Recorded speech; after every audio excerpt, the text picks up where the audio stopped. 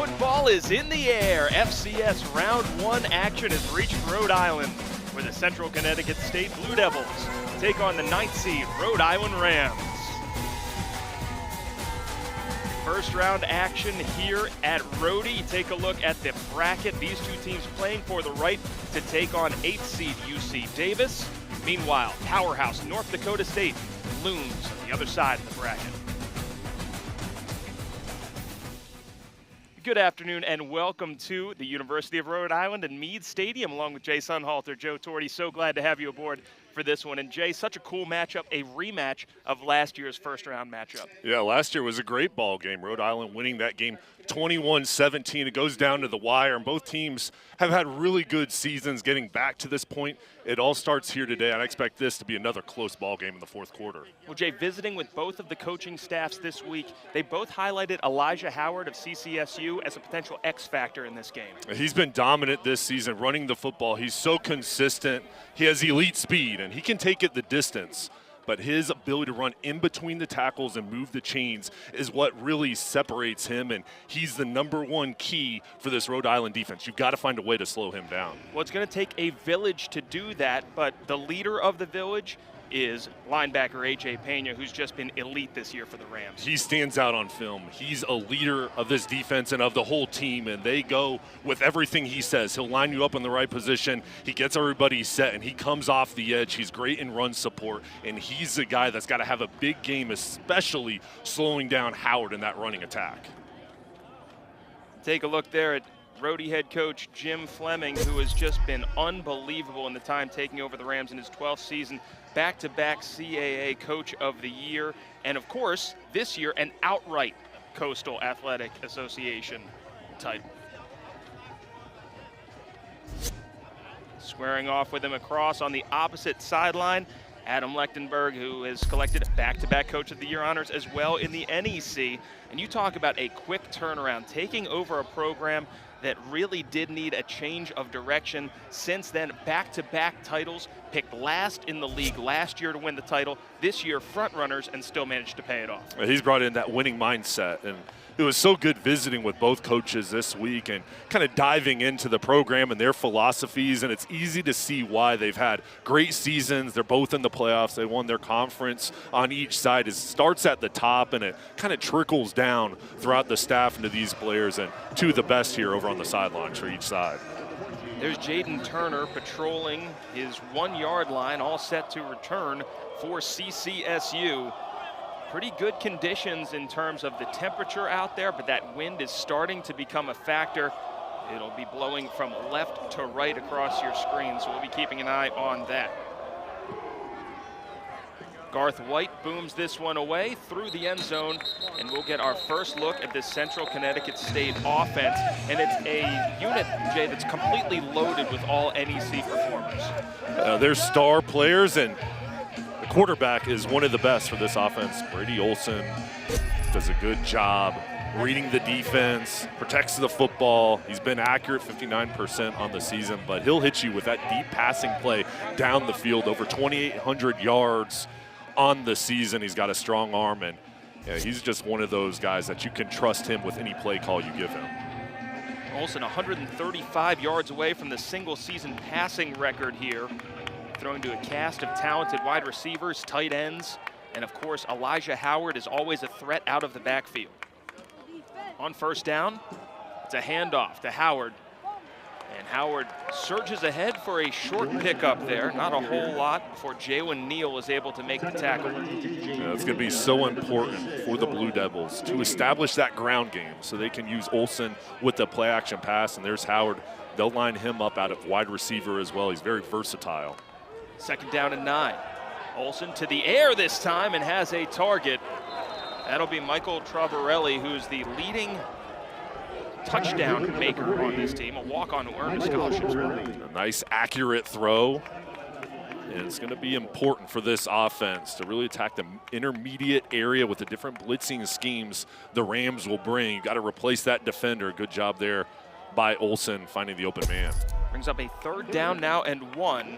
Take a look at what CCSU has done this year. So much balance, but really jumping off the screen at you. 145 yards per game on the ground. Great production. Olsen rolling to the right, fires into the flat, and it's incomplete. Had David Pardo right in the hands for first down yardage, but it hits the turf. This offense has been so good on picking up third downs throughout the season, moving the chains, and that's one there as Olsen rolls out to the right, the fake to Howard. This was wide open and just tried to turn upfield before he brought it in, and the punting unit here is going to try to flip the field going against this stiff wind. Yeah, to your point, on the season, Jay, converting almost 41% on third down. Not coming up with it that time. Zach Bonini, the lefty, set to boot this one away. Bit of a wobbler, and you saw it hit a wall with that wind. Takes a big-time Rhode hop out to the 38-yard line, and that's where we'll take a look at this Rams offense that has been absolutely prolific, especially in the second half of the season. Yeah, they've really turned it on. The past 6 ball games, they've taken their offense to a new level, and they've got a group of veterans, Joe, that they've really relied on, star players on the outside, and Devin Farrell, their quarterback, has been really good. 17-4 as a starter is Farrell, 18-4 overall, and you take a look at what he's done, 6 in the FBS in passing. He could have climbed even farther, but he left last week in the second quarter with a toe injury. Coach says that he's fine, ready to go. Hands off to Antoine Littleton Jr., and he is a big load at running back. 8-yard pickup there on first down. Yeah, Littleton's very similar to Howard. We've got 2 really good running backs in this ball game, and they want to establish the ground game with him, and he's a tough runner. Good job holding on to that ball as teams try to dislodge. He's 6'1", 225. He's a guy that you can give the ball to over 20 times here today. On second down and 2, Farrell under center. Pitch, Littleton lowers his shoulder and gets about half of it. Active in the middle of that defense is Jack Stahl, the tackling machine for Central Connecticut. These teams play very similar styles, and Stahl, along with Pena, 2 really good linebackers, 2 of the best in FCS. 3 and out on the first drive for Central Connecticut State. Rhode Island looking to capitalize. Take a look at what they've put together. Absolute scoring dynamo, and they've been great on third down as well. Littleton gets the carry. Second effort, surge. He's right at the sticks, Jay. It's going to be close. He just kept his legs moving and just trying to move that pile forward. Looks like, say, they're going to give him the first down. The chains are going to move, but look at Littleton here. When the contact is made, look at him just stay low, continuing to churn, fall forward. He's such a good back as far as recognizing where the crease is and attacking that lane. Littleton Jr. also spent time at Maryland and Temple. Sets up Rhode with a first down. Farrell back to the air, into the slot. Juggling catch made by Abura Kwarteng. And Kwarteng, the slot receiver, third option on this team. Coaching staff told us he could be the #1 option on a lot of teams. He's a talented wide receiver. This is a difficult catch with the wind and it turning his body. And Kwarteng is a trusted guy for Farrell in the slot, the way he can get in and out of his breaks. After the pickup of 9, it's second down and 1. Kwarteng in motion. Handoff to the other tailback, B.J. Barrow, and the Stanford transfer moves the chains to the first down. He's been a bruising runner as well. Fought through injuries in the early part of the season. He's really coming on late. Yeah, he's starting to get healthier, and he's a good 1-2 punch with Barrow and Littleton Jr. Those guys share some of those carries, some of the burden of being a running back for this offense, as Barrow has been very productive with over 7 yards per carry.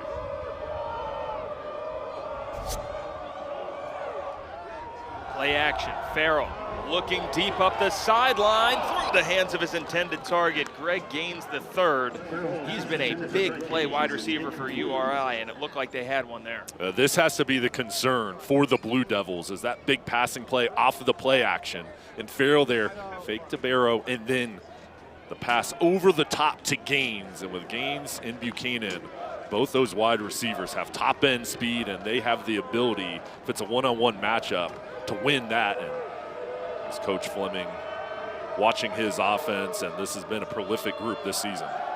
2nd and 10, Farrell back to the air, back to Gaines, and this time the connection is there inside the 35-yard line.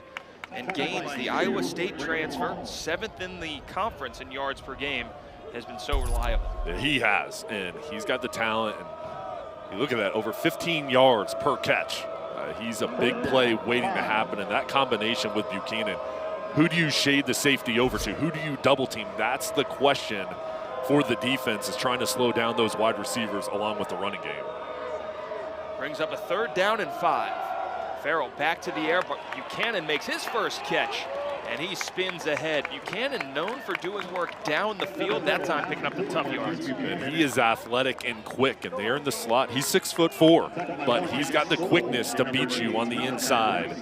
And Farrell knows exactly where he's going with this ball. Initially looked at the middle field safety, then quickly turns on the slant to Buchanan. Fresh set of downs now for Rhode Island, driving on their first possession of this drive, or of this game rather. Scoreless here. URI, the 9th seed, hosting this opening round matchup. Littleton gets the carry again, and look at that CCSU defense swarm to the ball.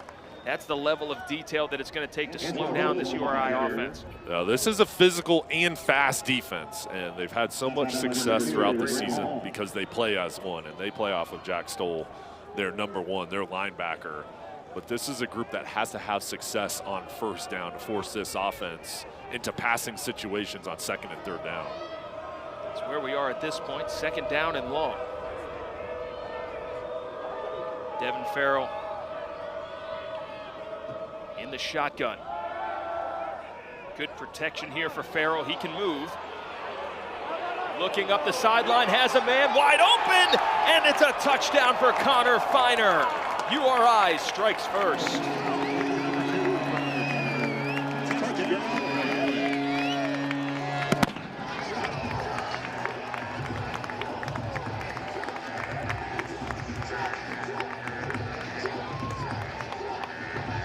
This touchdown was created from Devin Farrell. His ability to read the coverage and then extend the play. He looks to the left, to the right, back to the left, and then says, hey, I've got to get out of the pocket. And then Feiner just sprinting down the sideline. What a good job staying patient, letting the play develop, and then Feiner, easy touchdown to close out the drive. Garth White's extra point caps off a 28-yard touchdown strike. Feiner on the reception from Farrell. Rhode Island strikes first. CCSU looking to answer this beauty. Wide open, Feiner finds Pater.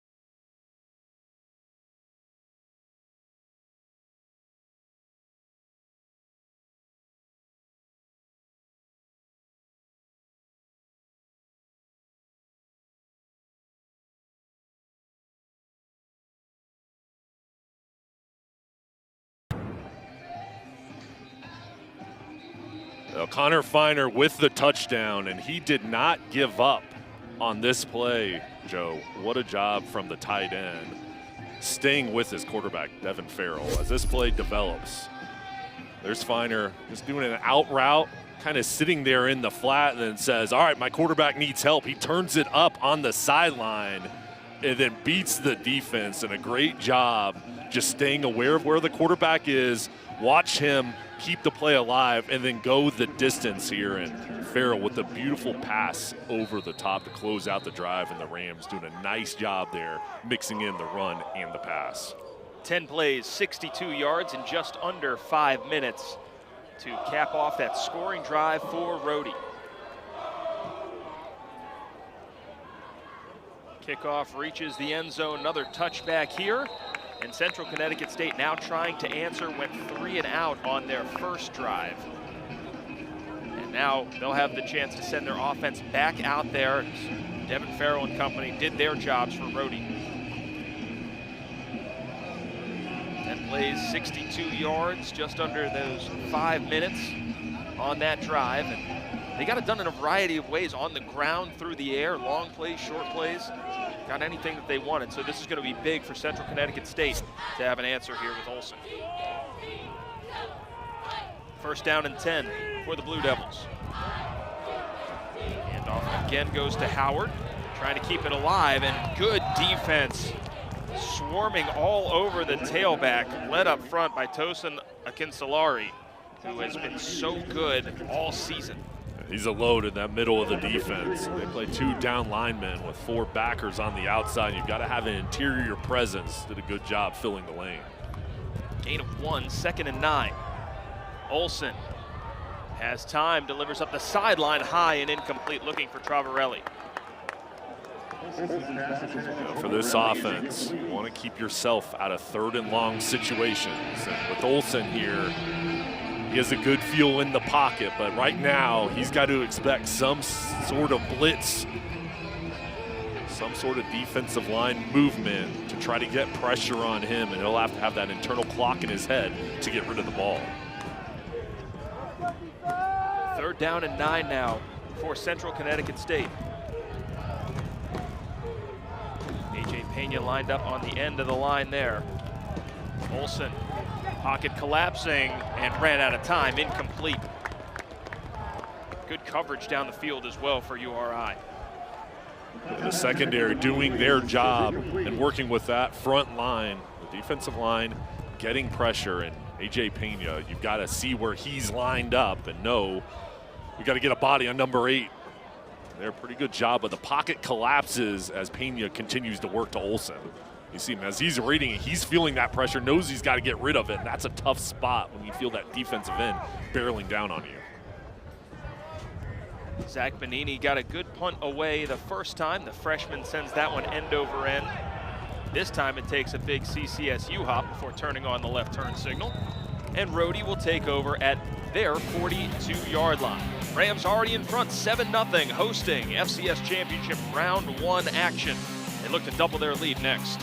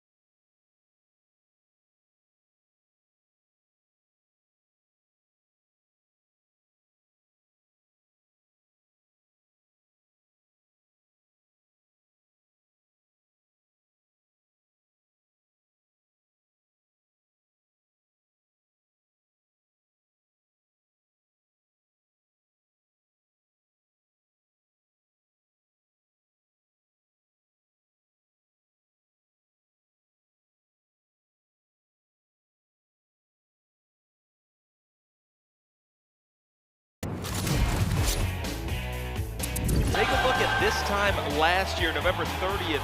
First round action again right here in Kingston. Emmanuel Gomes picking off a Brady Olson pass, taking it back 42 yards for a pick six.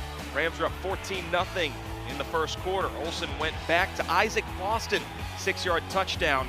And then Tommy Smith ran it in from 6 yards out. Rams up 21-14, would hold on to win 21-17, almost exactly a year ago, 364 days ago. Jason Halter, Joe Torti here with you. And Jay, if you're Rhode Island, you have to take a look at this series history and think, it already feels like history's repeating itself from last year. Good start for Rhode. Yeah, Jim Fleming in that ball game last year saw his team jump ahead, and then they held on for that win. And he's got to like that first drive with his offense, moving the ball down the field, and his defense, 2 drives. They've done a nice job with 2 3-and-outs. Farrell over the middle. Kwarteng again has some space. Made 1 miss, made 2 miss, and tiptoes out of bounds at the 27-yard line of CCSU. Another big play in space for Abora Kwarteng. Kwarteng, 6'2", and he is a big, physical, imposing wide receiver, especially over the middle. And Farrell, he's in a groove right now. Clean pocket, gets hit as he throws it, but he is in control of this offense, reading the defense and finding the open man. 5 of 6 for 80 yards in the score so far for Farrell, as Littleton gets the carry and picks up about 2 yards there on first down. 2nd and 8 incoming.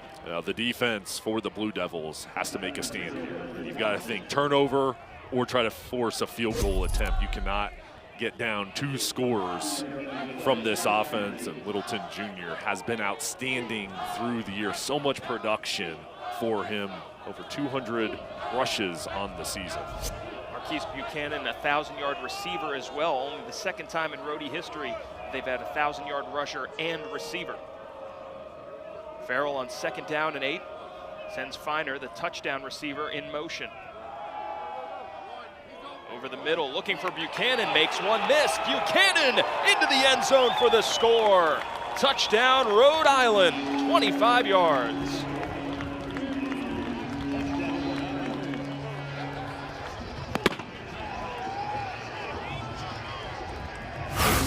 Marquise Buchanan, he's the ultimate competitor. There's a little out and then comes back to the middle and then beats the defender to the inside and then says, I want more, with yards after the catch. Here's the out and up, catches this ball, then quickly turns, almost like a drop step on the basketball court, and just sprints into the end zone. And this offense is rolling, and Farrell's in a groove. White's extra point is up and through. And just like that, it's a 2-touchdown lead for Rhode Island over Central Connecticut State. Rams are rolling at home. Couple of touchdown passes for that guy, Devin Farrell, feeling it. Buchanan making it happen after the catch.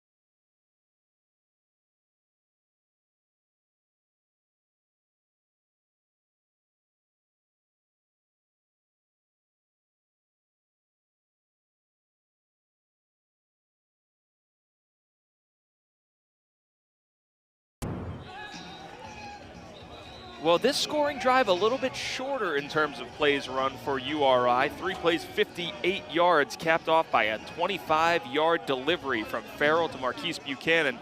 It has this Rhode crowd feeling good in the first quarter with Jay Sunhalter, Joe Torty here with you. And if you're CCSU, this has to feel like just a bad movie. Yeah, there's got to be a response here. They have to find a way to come back, get a drive going, and have some sort of success. Rhode Island's really shot out here with their offense being explosive, and they've got that instant chemistry that you want coming out in a ball game. The offense is clicking. Garth White all set to boot this one away to Jaden Turner. White spent 3 years at USC, no action there, and has set a new program record for kicker points in a season for Rhode Island. He's got 2 so far today. And wind aided, booms that one all the way through the end zone. Take a look at what Devin Farrell's been working with so far. He's been outstanding, and he has been comfortable throwing the ball deep down the field to his wide receivers. And the offensive line, look at the pocket, the time he has to dissect the coverage, and Feiner with the touchdown there, the first one, and then over the middle, over the top, he's been able to really connect with his guys. And here's Buchanan out and up, finishing off with a touchdown for his quarterback. CCSU's offense taking the field now. What's this drive need to look like, Jay? Well, I think here you got to pick up third downs, you got to move the ball, and you have to establish Howard in this running game. On first down, play action look to the sideline. Juggling catch could not be made on the outside, although Paul Marsh Jr. gave it a pretty good shot. Second down and 10. And for Olsen and that short intermediate passing game, it just hasn't been there thus far. This has been 2 quick drives. Not only do they need to score points, they've also got to give their defense a rest and an opportunity to really kind of sit over on that sideline, make adjustments, and they need this drive to end with points. Being outgained 120-10 so far. Olsen pitches outside. Howard has some room, stretches out towards the 30-yard line, down at the 29, and a pretty good tackle that time by Jordan Campbell from his corner spot. Campbell coming up, physical from the defensive back position. There he is, just splitting the double team, and good job being physical as Howard, if he could have broke through there, he easily would have picked up a first down. LaShawn Hibbert making that play as well. 3rd down and 6 upcoming here for CCSU. Get the feeling, although it's early, Jay, monster 3rd down here. Olsen, here comes the blitz over the middle, and a good on-target delivery. Tough catch made over the middle as well. And going right back to Marsh, who made nearly the catch on the outside, makes it on the inside. Well, Marsh beat the defender to the inside and really boxed him out, and they had to have this one. Olsen feels the pressure right up the middle, and there's Marsh securing that ball. Howard on the carry, nowhere to go, right into the waiting arms of A.J. Pena, who turns him back off the edge. Pena is an imposing force on that edge. 6'2", 243 pounds, and he plays with power against the tackles, and he can beat you with his quickness on the edge. And Joe, he's one of those guys that'll get after the quarterback, but also he doesn't take plays off when it's in the running game. He'll be very physical, slowing down Howard today. To your point, Rhode's career leader in both sacks and tackles for loss. Olsen looking up the sideline, has a man complete. Donovan Wadley, very explosive player touch-wise. Haven't been able to get him loose yet. Maybe that'll get him going. He's a guy that was 2nd team all-conference. They've got to find different ways to get him the ball. And this is a tough play to the opposite hash. Nice touch from Olsen, needling that ball over the defender. Brings up a 3rd down and 2 now for Central Connecticut State from the 46-yard line.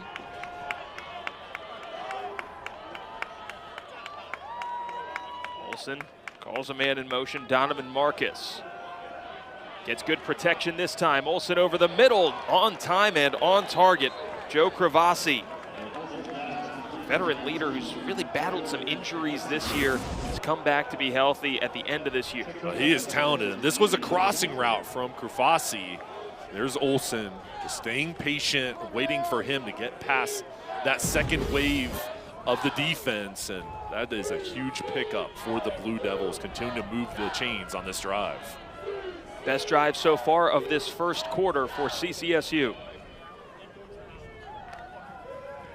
Olsen, play action again, hit as he throws, looking deep, and it is incomplete over the head of his intended target, Pardo. And they might have been looking right into the sun coming back for that ball. Well, that sun is brutal. We were down on the field in the pregame. You looked up, and I was wearing sunglasses, and I still turned away. So this is a difficult for Dave Pardo here. As there's Olsen. He just gets drilled from Patrick Conserve, the defensive end, as he throws this ball right up the middle, takes the contact, and Pardo has a chance here, just couldn't turn his body to come back to the ball. Brings up a 2nd down and 10 for CCSU. Handoff, Marcus, and Marcus is turned back. Hit very hard in the middle of that defense by Rohan Davey, the sophomore, one of 3 sophomores in this linebacking core that have made a big difference this year. Davey very quick off the edge, coming up and run support.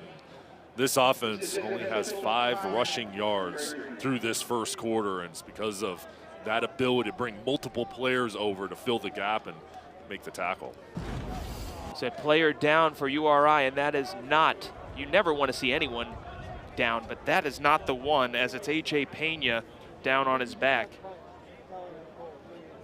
And this would be a huge blow if for whatever reason he's not able to return to this game, because we talked about it in terms of tackles for loss, sacks, leadership. He's the guy who's kind of the heart and soul of this URI defense.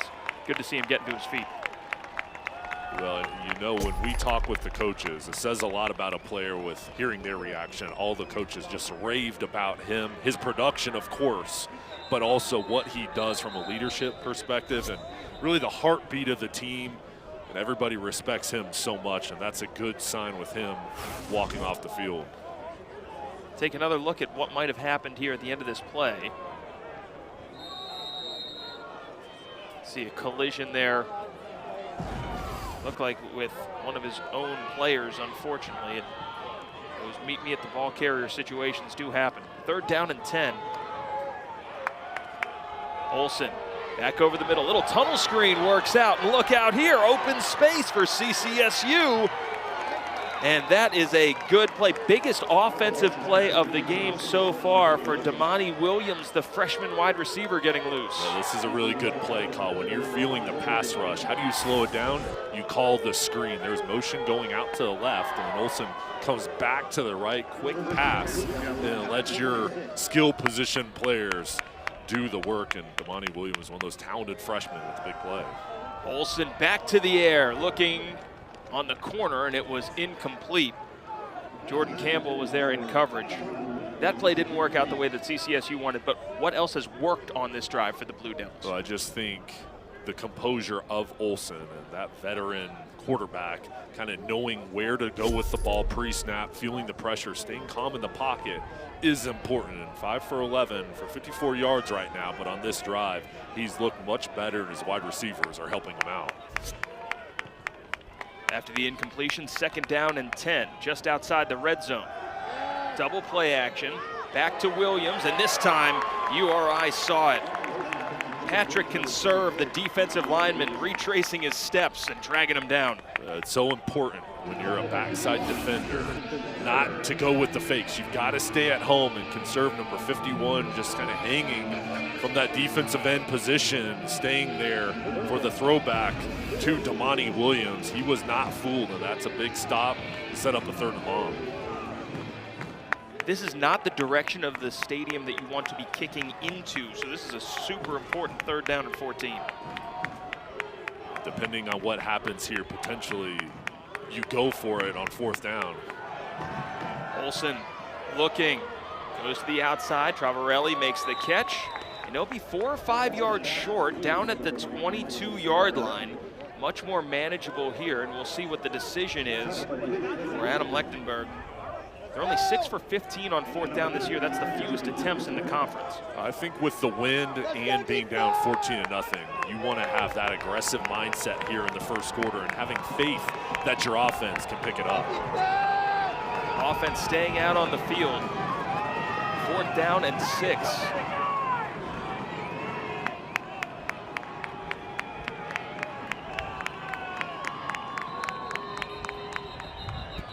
timeout is called by URI. So they want to talk it over. Jim Fleming and Chris Laurenti taking a look at how CCSU lines up. What's happening in that URI huddle? Well, I think right now they use the timeout because they recognize, hey, if we can get off the field, we're going to set ourselves up with really good position, but making sure with Pena out of the ball game that everybody's sure as far as where they want to be with the blitzing scheme they want to bring and how they're going to attack here on this 4th down. CCSU has had an adventurous season, 8-4 overall, so maybe a little bit more resistance than URI experienced, but can't argue with the results, right? 2nd straight conference championship and 15 total players on all NEC teams. Yeah, a couple of those losses in the early part of the season, they really turned it on here on the latter half, and see the 10 players making the NEC first team. A lot of standouts this season for Adam Lechtenberg. So after some time to think about it, CCSU still out there in an empty look with Olson. Elijah Howard is slotted to his right.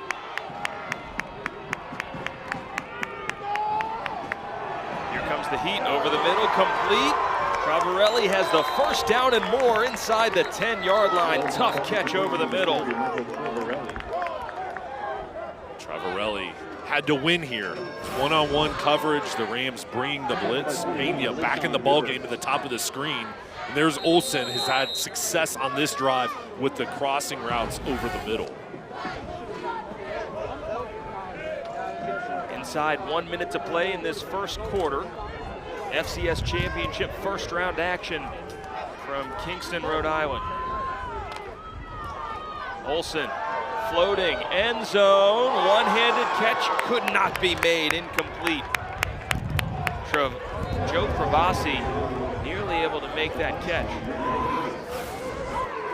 Chris Laurenti, the defensive coordinator for the Rams, is heating things up, brings pressure, and that allows the one-on-one coverage on the outside, and Pravasi, it looked like he may be able to hold that. The ball just slipped out of his hands as he's falling to the ground. Very tight coverage on that play. Trey Lubin was in the area.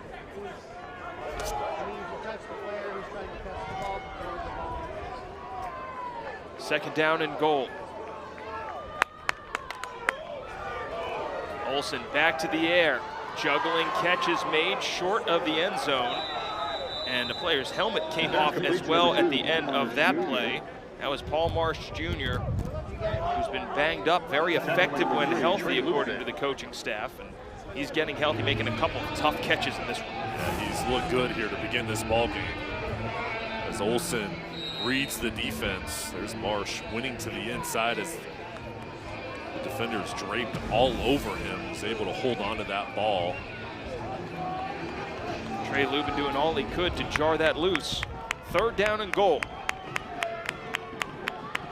10 seconds to play in the first.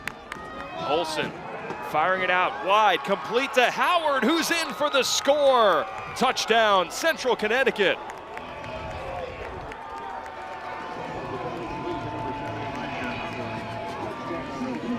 Blue Devils had to have a response on this drive, and they did it through the air. Rhode Island clogging things up in the middle, trying to slow down the run and specifically stop Howard in that running attack. And they use him splitting out as a wide receiver for the touchdown. They picked up a critical 3rd down, also had a 4th down conversion, and it results in points. 16 plays, 75 yards, 6:44 off the clock. Jack Hennessy's point after try is up, and it is good.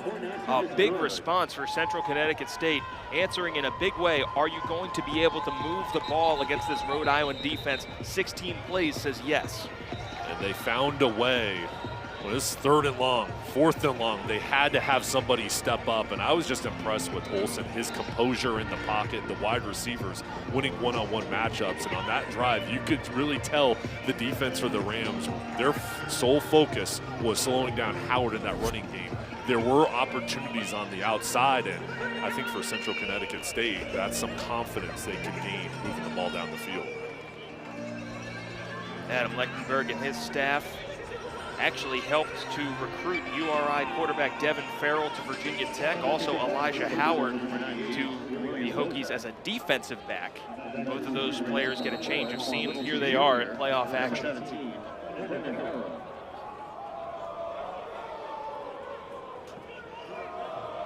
Will Bozak going to boot this one away for Central Connecticut State.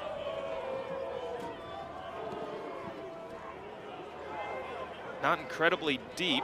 Barrow has to come up for this one. Barrow spun backwards and tossed down. Great special teams coverage on that play by Jaden Sasu, streaking down the field, and we end the first quarter on an exclamation point. 14-7, Rhode Island with the first 2 scores of the game, but Central Connecticut State answers in a big way. Second quarter action coming up. First round FCS championship returns. Don't go anywhere.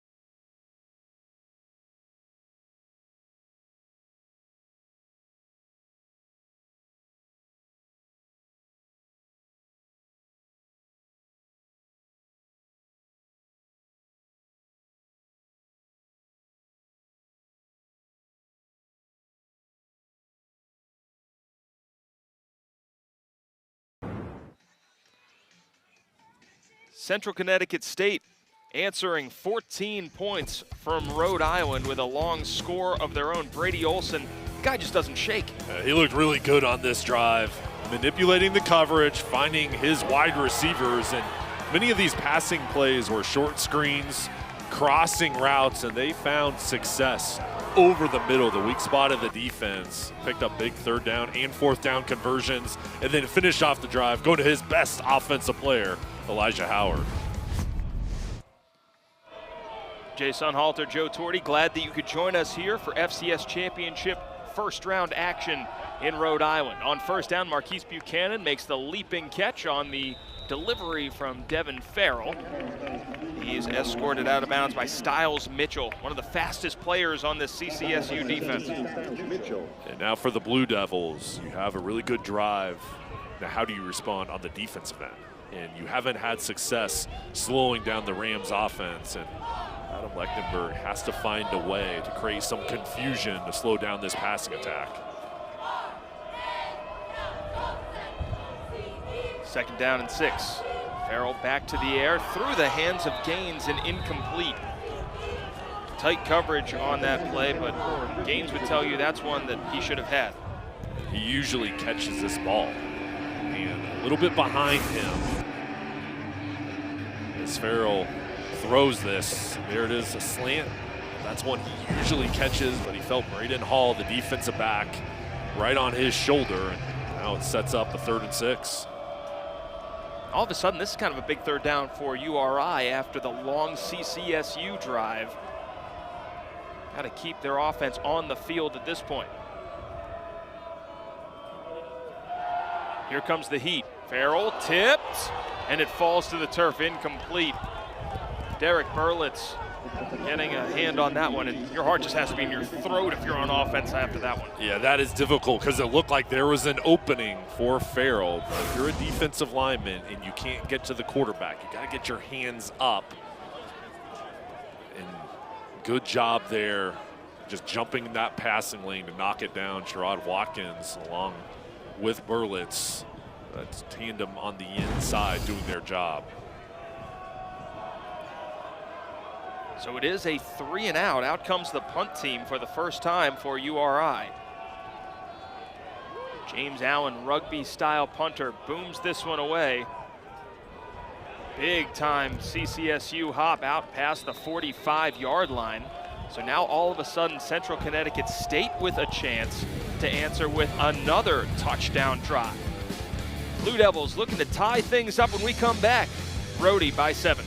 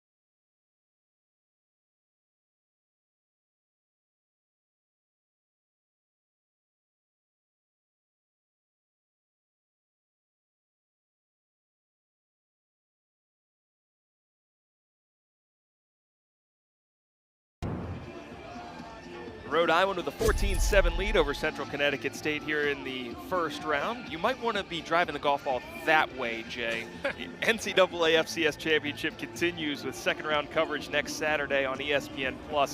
For more information, visit ncaa.com, the home for all NCAA championships. Now, of course, it doesn't matter which way I'm facing. My drive does go that way no matter what, so it works out just fine. That's a cold wind. That is not a warm summer breeze. It is a Arctic chill. Now, if you can believe it, this is the good day out of the weekend. It's supposed to rain and be like this tomorrow. Down on the field pregame, we were talking with one of the assistant coaches, and he said it's beach weather. And that's a positive spin and outlook for the sunny day, but it is going to get much cooler here in the region. URI's defense back out there. Patrick Conserve paying close attention to Elijah Howard. And the tailback has been essential to CCSU's efforts. He's been a big key for URI's defense. Second down and 9, short pickup there. CCSU, after forcing the first punt of the game for URI, has a chance to tie or at least cut into the lead. Olsen hands off again, and Howard tunneling ahead. And, visiting with the coaching staff, Jay, both of them talked about how kind of twitchy and able to get to the outside Howard's been. Hasn't shown that so far today. It's been tough yards. The defense has done a great job of keeping him to the inside, bottling him up. 6 carries, 6 yards. So he hasn't had that big marquee gain on the ground. And I would expect the Blue Devils to try to use him more in the passing game to open up the running attack. Good to see A.J. Pena back into the game for URI as well, unless you're a CCSU fan. Back to pass, Olsen looking deep. Tough catch made once again by Trovarelli. And Trovarelli moves the sticks and deep into URI territory. Leaping catch made. Joe, this is an NFL throw from Brady Olsen. Starts off looking towards the left, and then the pass in between 2 defenders to Trovarelli leaping over the top. Doesn't get a whole lot better than that. Coming back to the outside this time on the quick delivery. Trovarelli, another catch. Another look at this one. This is an amazing effort from Olsen, and then Trovarelli going up for that ball. Looked like he was going to get hit, falls backwards, and still had the focus to maintain possession, and he's had a good start to this ball game. Already up to 6 catches. 2nd down and 6. Olsen looking, end zone, incomplete. Tight coverage on the play by Ayinde Johnson, not letting Williams get loose. Well, the success hasn't been there in the running game. Now Olsen, already up to 20 attempts, has looked better, and that ball there, it sailed, but he was trying to put it where only his wide receiver would have a chance. He's protected the ball well today. You just take a look up front, right, Jay? You've got 2 freshmen and 2 sophomores playing important roles on that offensive line for CCSU. Olsen, flush, sidearm sling to the outside, and a toe-tapping catch made by Sean O'Brien, or was it? Wow, really close there for O'Brien. Looked like he had the toe tap, and either way, he was short. Do give him the catch. It'll be 4th down upcoming. The offense going to stay out in the field. O'Brien, the second tight end, 6'7", 250 pounds, just sneaks on an out route, is able to hold on to it. Well, Peter Cleary, their other talented tight end, kind of battling through an injury. It's going to be important for O'Brien to continue his production. Worth noting, Cleary is active today. 4th down, looking for it all, and it's incomplete. Looked like it sailed a little bit on Olsen. No flags on the field, so URI's offense holds up. Jordan Campbell again. Campbell really good in coverage, and we've called his name a couple times, coming up in run support and now in coverage. Just sitting out on that island by himself with no safety help over the top and shielded off Damani Williams as he was running towards the pylon. There was nowhere to go with that ball. Rhode Island up by a touchdown, looking for more. Defense does their job.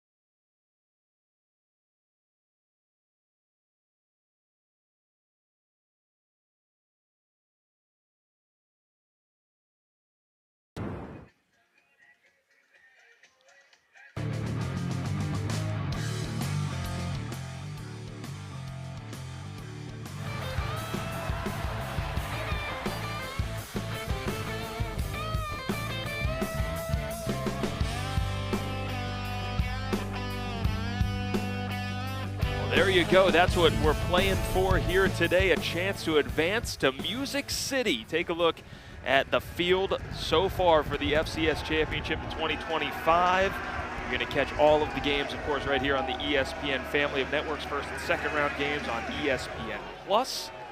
It's an expanded field championship in Nashville on January 5th.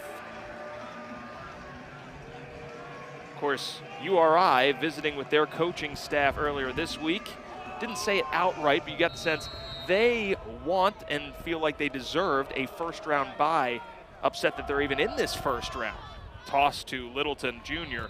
And Antoine Littleton Jr., 2 yards and a cloud of dust there. And Littleton Jr., only 6 carries now to begin this ball game. They've been going through the air, but it was interesting talking with the coaching staff, and they've had a special year and kind of felt like, hey, maybe we should be resting. Now, you can't relay that message to your team because you've got a game that you've got to get ready for, but they felt like they did enough this season to have a bye this weekend. It was interesting to watch the selection show on ESPNU when UC Davis came up and URI did too. They were like, oh. They kind of knew where they were going. They wanted that bye.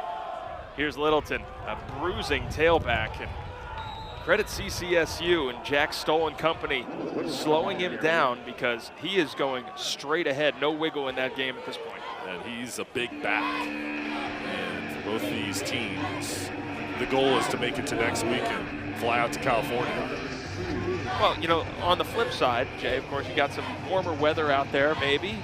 Although the offenses have warmed up here. North Dakota State looming. What a powerhouse they've been at the FCS level here. 3rd down and 5 here for Farrell. Rams going against the wind this time. Here comes the heat. Farrell hangs in, delivers, busted coverage, wide open Buchanan. Check that. It's Kwarteng who got free on the outside. Or rather, it's Amari Walker. We'll get it there eventually. Amari Walker got absolutely loose. But to be fair, CCSU's defense looked as lost as I was right there. Well, this is a full-out blitz, and the extra defender coming, a slant up front, and a great job from Farrell recognizing and reading the defense and seeing there's a bust, and then you find Amari Walker, your senior wide receiver, sprinting wide open down the sidelines. Walker, the Arkansas State transfer, got loose. Farrell hands off on the jet sweep around the edge. Barrow taking it, still on his feet, inside the 10. And B.J. Barrow kept his legs moving. And URI, after that big pop play, feeling the momentum shift back their way.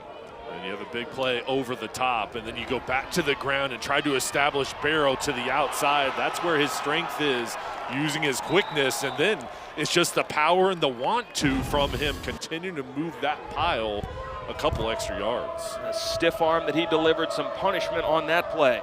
1st down and goal for URI. Farrell to the air, looking, juggling, and dropping it as Gaines. Would have been a tough one to make that play. Braden Hall tight in coverage.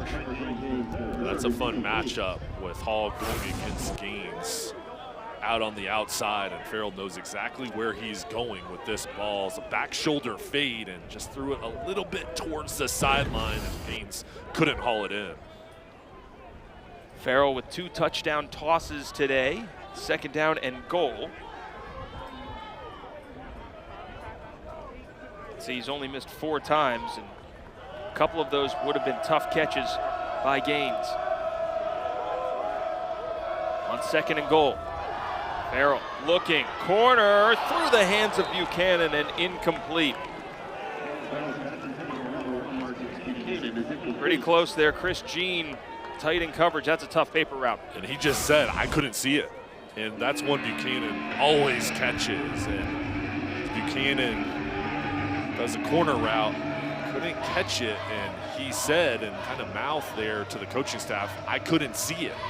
As he's going up, he's looking right into the sun, and as we said, we're down the field pregame. It is glaring. It is very difficult when you're looking towards that end of the field. For these two teams, the longer the shadows on this field get, the better. Farrell's missed his last 2 on good tosses. 3rd and goal, hanging in there. Farrell making one miss. He can move. Farrell stretching out pylon and a huge tackle. Touchdown saving tackle by TJ Shitu, the sophomore from Houston, Texas, or else that would have been a touchdown plunge for Farrell. That was really good hustle coming over as Farrell gets out of the pocket, and he is dangerous with his legs. He's looking to throw first and just reads it, feels the pressure from Stoll up the middle, and then takes a big shot as he's looking to get to the pylon. 4th down and goal, offense staying out there for URI. Now a timeout called. CCSU taking their first timeout of this first half. Farrell and company will have some extra time to think about it here. Both teams have been willingly going for it on 4th down. We'll see what Rhode Island comes up with. It's 4th down and goal. URI looking to build on their 7-point lead.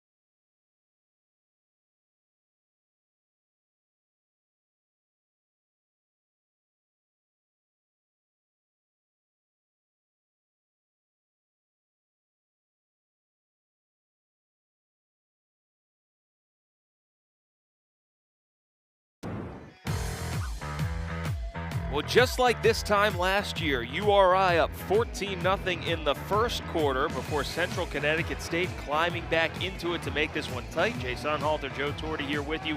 Monster play looming here in the second. Jay, 4th and goal.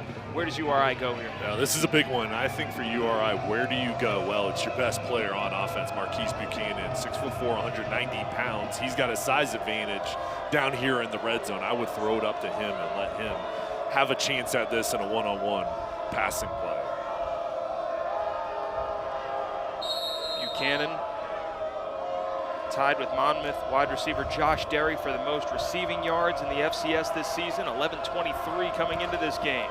Pitch to the outside, Littleton has a seam and he's in for the score.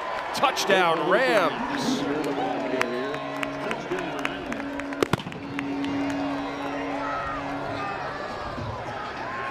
Jim Fleming in this offense, finishing it off here, 4th and short. They go with double tights. Bring in Nick Thomas, the left guard, as an extra tight end, and trust that Littleton can pick it up, and he does enough barreling forward for a key touchdown. Hard to stop that guy from moving forward and getting a yard. Garth White on for the point after try. Kick is up and it is good. So there you go, URI able to cash in on that 4th and goal opportunity. A touchdown plunge for Antoine Littleton Jr. And now CCSU will have to answer this 8-play, 77-yard drive. A good job finishing, and that's the key word for both teams today is you got to execute on those 3rd and 4th down conversions. And if you don't execute there, if you don't make the key blocks up front, you're giving the ball back to the Blue Devils with no points on the board. But Jim Fleming has to be pleased with how his offense moved the ball down the field, and then they finished there on the goal line. This is a CCSU side that's allowed just south of 23 points per game all season. So certainly not a team that is eager to get into shootouts necessarily. Their defense has set the tone for them in a lot of ways.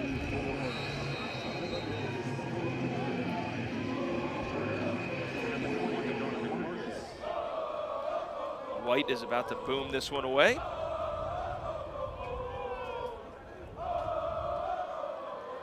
Into the wind, he puts it high into the air, and this one will be fielded at the 10-yard line.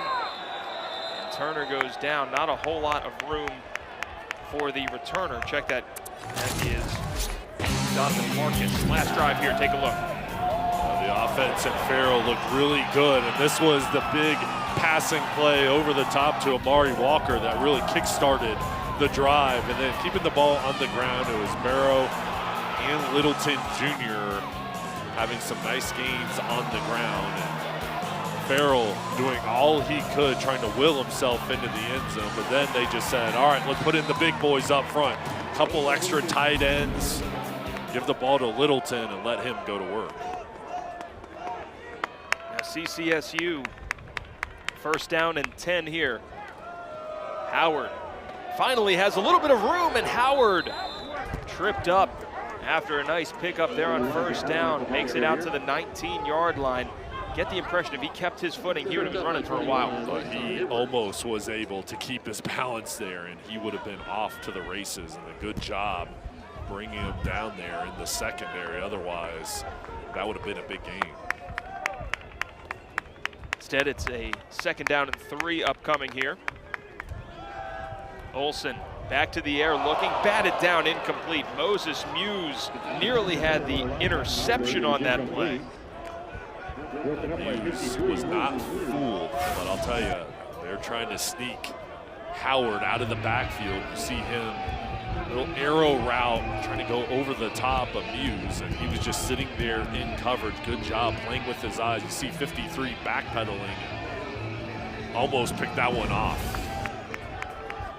Big sigh of relief for Brady Olsen and CCSU. It's a third down and 3.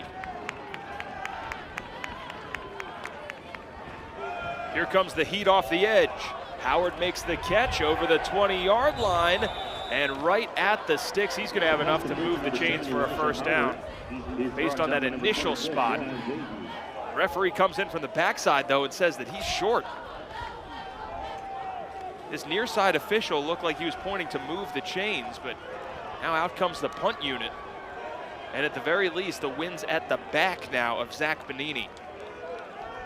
They did not allow yards after contact as Howard catches this ball. He's been a weapon out of the backfield. And there, looked like he had enough initially. Rohan Davey, the outside linebacker, with a strong hit. Great play by Davey there. This one trying to rack up the ground mileage. And a nice special teams tackle there to limit the damage. Buchanan was back to return, had plenty of space initially, but good job by the coverage unit of CCSU. It's always important to take a look at how we got where we are, and of course you talked about for the Rhode Island Rams, it has been a dominant campaign, but not completely without the bumps and bruises along the way. Visiting with the coaching staff, they talked especially about those middle 2 losses that they had at the middle of their season, culminating with the Brown loss. They kind of had a come-together moment, and players only led it. All of a sudden now they're off and running. Second straight CAA championship, and look at what they're doing in the fourth quarter. Yeah, it's pretty amazing, and it says a lot about the character of a team, the conditioning, and also just the want-to and the finish for a ball club to be that dominant. It says a lot about the culture of the program for the Rams. Farrell going to the air on first down, and it's incomplete. Braden Hall, who else has been in the area? You talked about that middle part of the season, the last week of September and then the first week of October against Western Michigan and Brown, 2 away games. Something clicked, and they had that moment where they got together as a team and really decide, hey, we want to change course here and make this a special season. And they haven't looked back, but this is a whole new ball club from that point forward, and just how they really blew out their opponents. On second down, that one is dropped, incomplete. Gaines again, and Farrell having trouble getting that connection going. And to talk about that once again, there you go, at Western Michigan, at Brown. And you look at the games before that, it's not that they were playing poorly, but then you look at what happened after that. 6 straight wins, none by fewer than 11 points. And they really just took off. And everything was looking good at the beginning of the season, and then you stub your toe. And how are you going to react? Well, you get into conference play, and you react the right way. A lot of blowouts there against those opponents that know you well. Conference games tend to always be close, right? Well, not for the Rams. They really turned it on and surged toward the latter part of the season. You take a look. It's not just offensively, what they did defensively as well. As the player down on the field, by the way, is right tackle Thomas Buxton, and that would be a big loss if he's not able to return promptly, because he's been such a huge part of what they've done in the run game. Buxton, 21 straight starts, and a talented player on the edge protecting Farrell, and a good sign with him sitting up, but he is one of the key pieces to this frontline unit. Grad student, Atlantica Harbor, New Jersey. Being tended to by the athletic training staff here at URI. Good to see Buxton being helped up. You can see the senior providing leadership on that line, and he's a big reason why this offensive unit has been so special. You have to have strong tackles, and whenever you have veterans up front, that leadership permeates throughout the locker room, and everybody respects the O-line and the effort that they put in, and Buxton is one of those guys. And not much pressure on that right foot. They hope that he'll be able to kind of come back from that. Not a good sign there, hopping on one leg. Nick Thomas replaced him. Farrell on 3rd and 10. Good protection over the middle. Connor Feiner, who's been quiet since that opening drive, gets about 8 of it there. Braden Hall was in the area, Eric Jackson as well, and now out comes the punt unit for URI. Good defensive stand there for CCSU. You mentioned Nick Thomas coming in the ball game. He did a nice job sealing off the edge for Farrell, and Feiner going across the middle just couldn't get enough. That wall on the defensive side held them up short. So on 4th and 1, out comes the punt unit.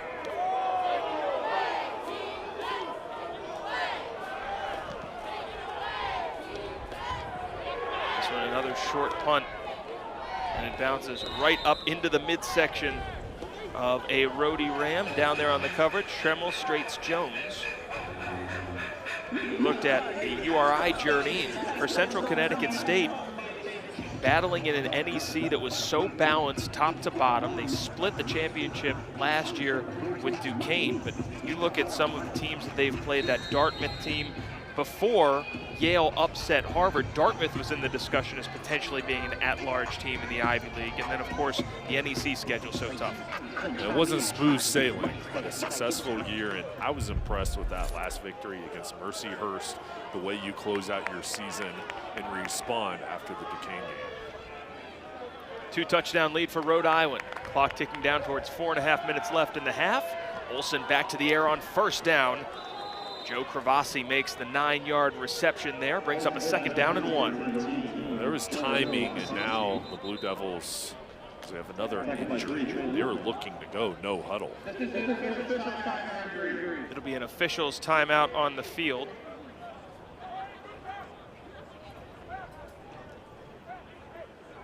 The players being tended to. Mitchell Garner is the player who's down.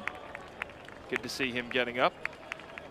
Garner, Davey, and Muse, all 3 of those sophomore linebackers for URI. A big reason why they can afford to play with 2 down linemen and stay in that 2-4-5 package. Glen Burnie, Maryland native. Hopefully he's able to return quickly. 2nd down and 1 for CCSU.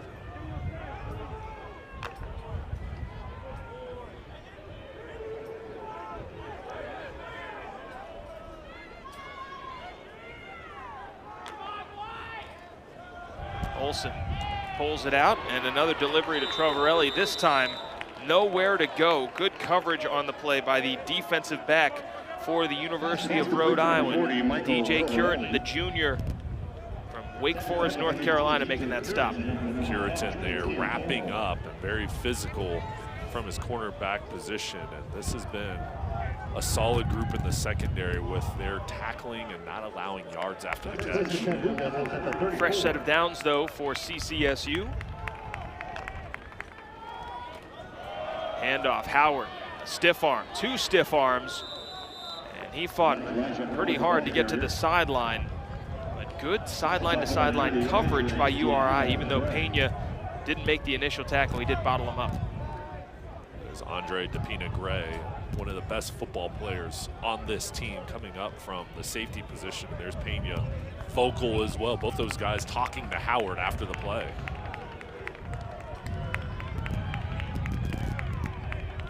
One-yard gain there for Howard. Low snap, Olsen has to go down for it. Throws it, and it's broken up incomplete. Trovarelli was the intended target. Jordan Campbell in coverage, but that could have been a whole lot worse for CCSU. That was a disaster waiting to happen. Credit Olsen, he stays calm, doesn't panic as this ball is rolled back to him and he's almost able to complete this pass. Zach Razawi, the redshirt freshman center.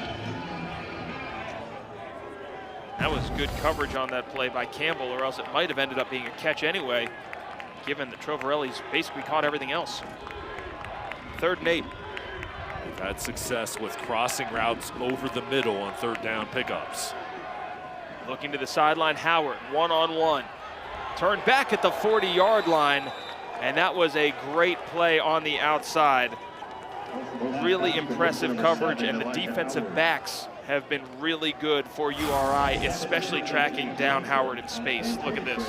Well, Howard gets this ball, and you see the Rams just flying over to make the play, and Johnson comes over with the initial hit, and then you see everybody coming over. There's Howard. There's nowhere to go because they're playing good, solid team defense. Everybody doing their job and making it difficult on the talented running back.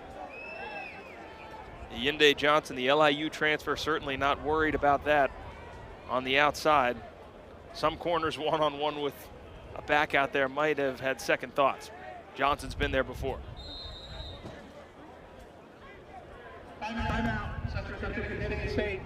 Timeout called by CCSU, 2:28 left in the half.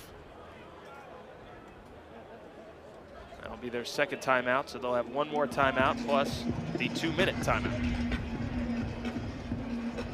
After a really hot start for Rhode Island, feels like the pace, especially the scoring pace, has slowed down a little bit in this one. Jay, what have you seen? Both teams started to settle in, and the defense is making adjustments, and you haven't seen those big plays. I think the secondaries have done a much better job in coverage and also coming up and making tackles. How many missed tackles have we seen today?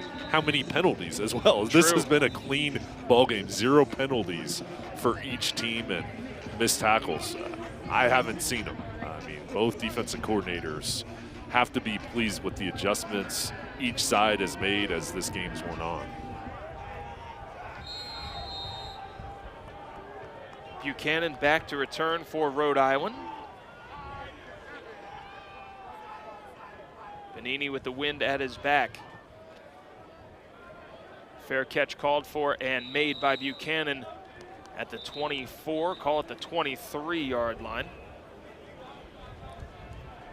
And let's take a look here. These teams are competing for an FCS championship, but there have only been so many different teams that have won in recent history. North Dakota State, of course, big-time powerhouse, including that run from 2011 through 2015. South Dakota State, one of the teams that's managed, well, actually the only one that's managed to beat them in the championship in that 22-23 season.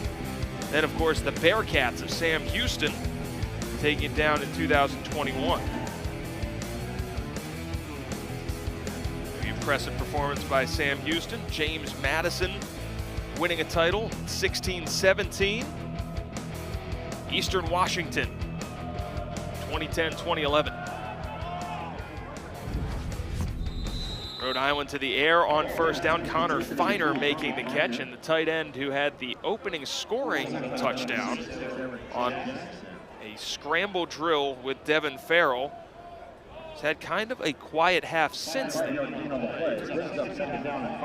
Might be the final play here before the 2-minute timeout, resembling but legally distinct from the 2-minute warning. We'll be right back. Rhode Island with a 21-7 lead over Central Connecticut State. FCS Championship first round action from Meade Stadium continues. Don't go anywhere.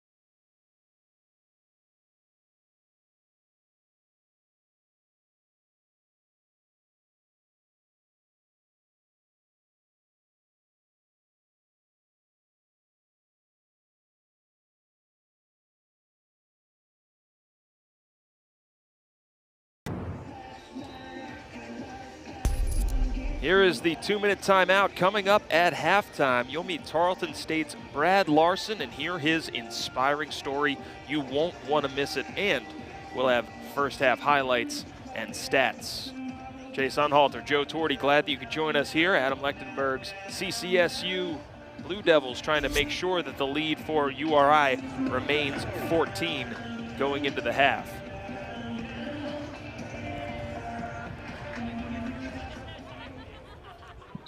Devin Farrell and company trying to put together a good drive to close out this first half, where they've been solidly in the driver's seat. Here comes the heat again. Farrell on first down into the slot, complete, has his man, first down yardage and more. And Greg Gaines this time finally able to make that connection, and you can see what he can do with the ball in his hands after the catch. There was a missed tackle there, and Gaines just slips away. The pressure up front doesn't get to Farrell, and that allows no room for error if you're a secondary player, and Gaines make that man miss, and he picks up positive yards after the catch. Farrell looking sideline, and a stop route there on Gaines. He makes the catch. CCSU appealing for a penalty, not going to get one. This is focus and concentration from Gaines as he catches this ball. There's Farrell again, moving the safeties over. Gaines was initially held, then like they pushed down Braden Hall, or he fell backwards as Gaines holds onto it, gets that foot in bounds. Hall, the Coastal Carolina transfer, in coverage. 2 timeouts for URI. Farrell stepping up, makes one miss. Off his back foot, has a man open, and it's dropped. Incomplete. Abora Kwarteng would have moonwalked his way into the end zone, but he couldn't come up with the catch. This was an amazing effort from Farrell, and a missed opportunity for this offense as Farrell felt the pressure and We'll see where the flag is, but he did a good job getting in and out of that pocket to try to make a play.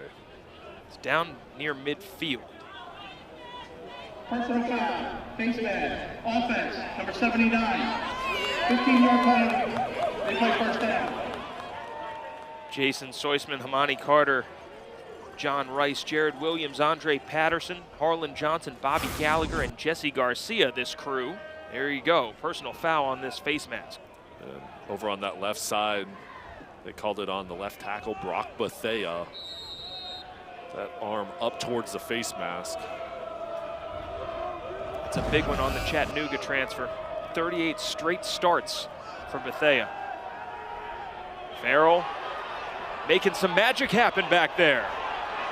Farrell has room and goes out of bounds at the 46-yard line. That looked like it could have been way worse, but Farrell turned on the Jets. And that's what makes him such a special player, is the ability to get away from the pressure. And Derek Berlitz, the defensive end, number 27, you'll see him winning up front, then just chasing Farrell, doing whatever he can to track him down, and Farrell too quick getting out of the pocket, picking up positive yards with his legs. Brings up a second down and forever. Ball spotted at the 46 of CCSU. Line to gain is the 28.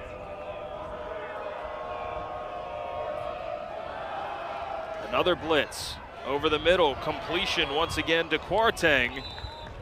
Crosses the 40-yard line down to the 37, call it the 38.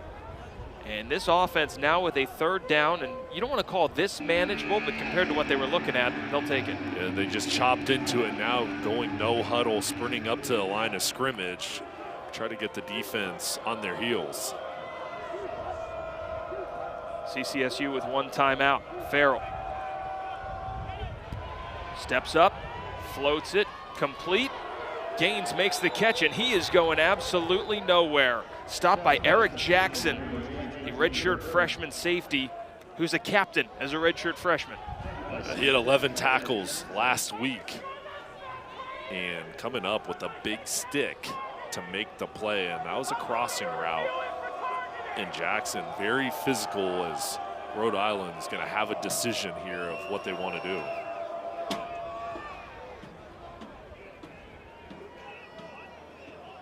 Talking about potentially a 50-yarder into the wind. Now timeout called by Central Connecticut State. That'll be their last one with 10 seconds left here. And what do? This wind is a factor. And I think if you send your field goal kicking unit out on the field, you've got to have confidence that they can drive the ball through. And we saw pregame the effect of the wind, and the ball just stops. And you said it throughout this broadcast, it's like a wall out there. So this is going to be very challenging if they decide to go for three, and Adam Lechtenberg has to be prepared for the field goal block or his defense coming back out on the field. But I don't know in this situation if you can attempt this. I think with your wide receivers, 10 seconds left, you've got three that are over 6 feet tall. You give them a chance either in the end zone or a short passing play. 10 seconds, probably enough time potentially for 2 plays if you pick this up, but I think they're going to go deep here. As somebody who's done it, what's it like to try to catch passes in these conditions? Well, it is very challenging with the wind, but also you add in the sun factor, and they're at that end of the field where Buchanan had difficulty earlier on here in the second quarter. So this is not ideal for a wide receiver. 4th and 6. 2 timeouts for Rhode Island.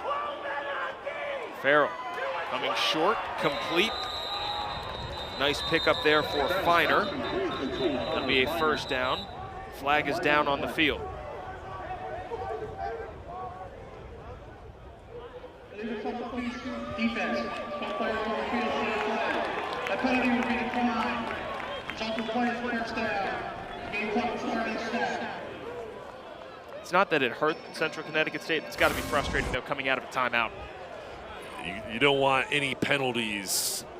There's substitutions, and there's Finer. Quick out route, getting past the chain, and they tried to disguise it with the wide receivers up top. All 3 wideouts with the coverage shaded over towards them and allowed Feiner to do work on that sideline. Jim Fleming calling timeout for Rhode Island. Second called timeout of the half. They have 1 remaining and 6 seconds left.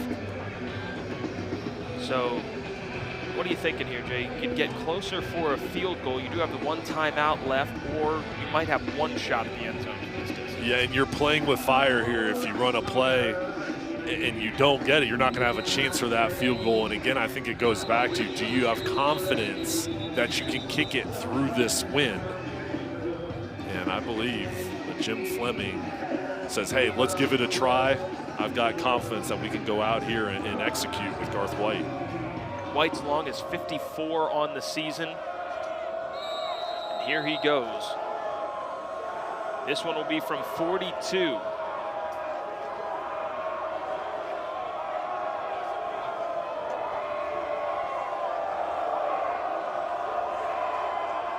Good snap, good hold. White's kick is up. It has the distance and the direction. It's good.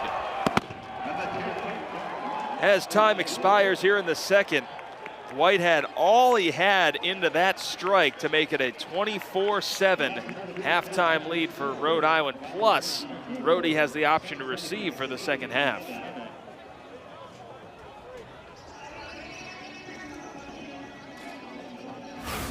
Garth White driving this ball 42 yards, but that wind a factor as it just crosses with enough distance, and the decision from Jim Fleming pays off, knowing White's range and having faith that he can get that ball through the brisk wind and the conditions. It pays off and they stretch out this lead.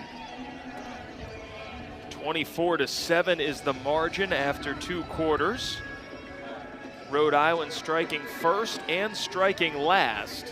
As we mentioned, they'll get the ball as well to begin the second half, so they have the chance to put some distance between themselves and CCSU. Meanwhile, Blue Devils kept him out of the end zone, but that field goal has to sting.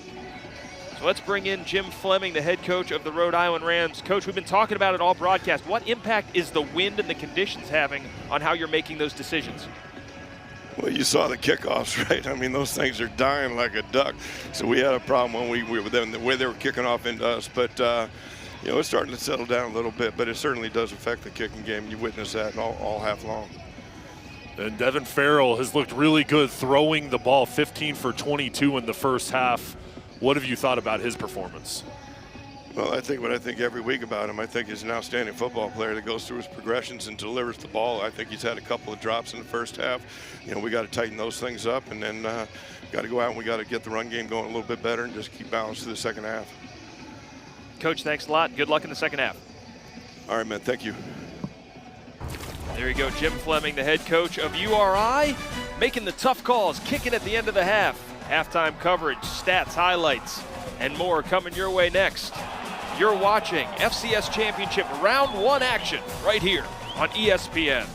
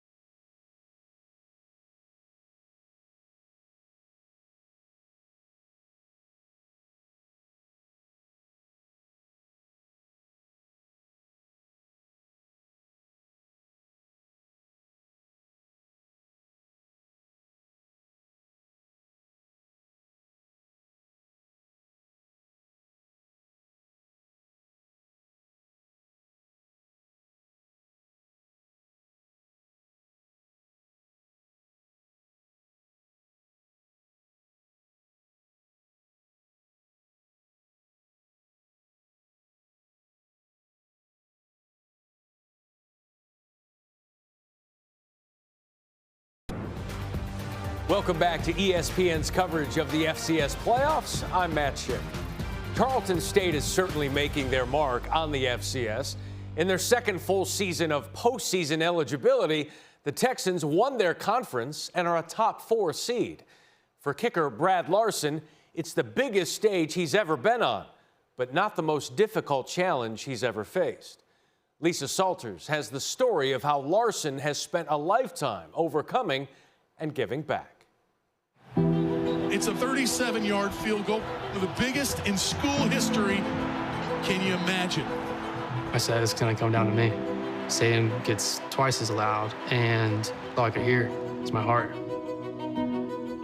Field goals are never just about the distance traveled or the path taken. They also require focus and fortitude, poise, and perseverance. For Tarleton State kicker Brad Larson, those qualities were developed very early in life. The day he was born was amazing. He was born completely healthy and just beautiful. His dad was super excited. He went and got him a Green Bay Packer outfit as soon as we found out that it was a boy. He was my first son. I just remember just being so happy to have one daughter and one son, just knowing that, one day him and I are going to be playing sports together, watching sports. But those plans were almost immediately interrupted when Brad was 4 weeks old. Something was blocking the air passage, and so he ended up having a surgery to clear the passage. And the doctors told us it should stop bleeding by the end of the day, and it really never stopped bleeding 100%. Our pediatrician took one look at Bradley and said, let's walk on over to the hospital. Brad was immediately admitted to the University of Kentucky Children's Hospital and diagnosed with acute megakaryoblast leukemia, a very rare type of blood cancer that attacks the bone marrow's ability to create healthy cells and can severely affect growth and development. It's kind of like a parent's worst nightmare. Doctors told us survival rate was around 25%. We were told to get our affairs in order, spend as much time with them. Don't take any moment for granted. We had several very scary days. There was one day his platelets got so low and he just started bleeding out, and I thought that was gonna be, his time.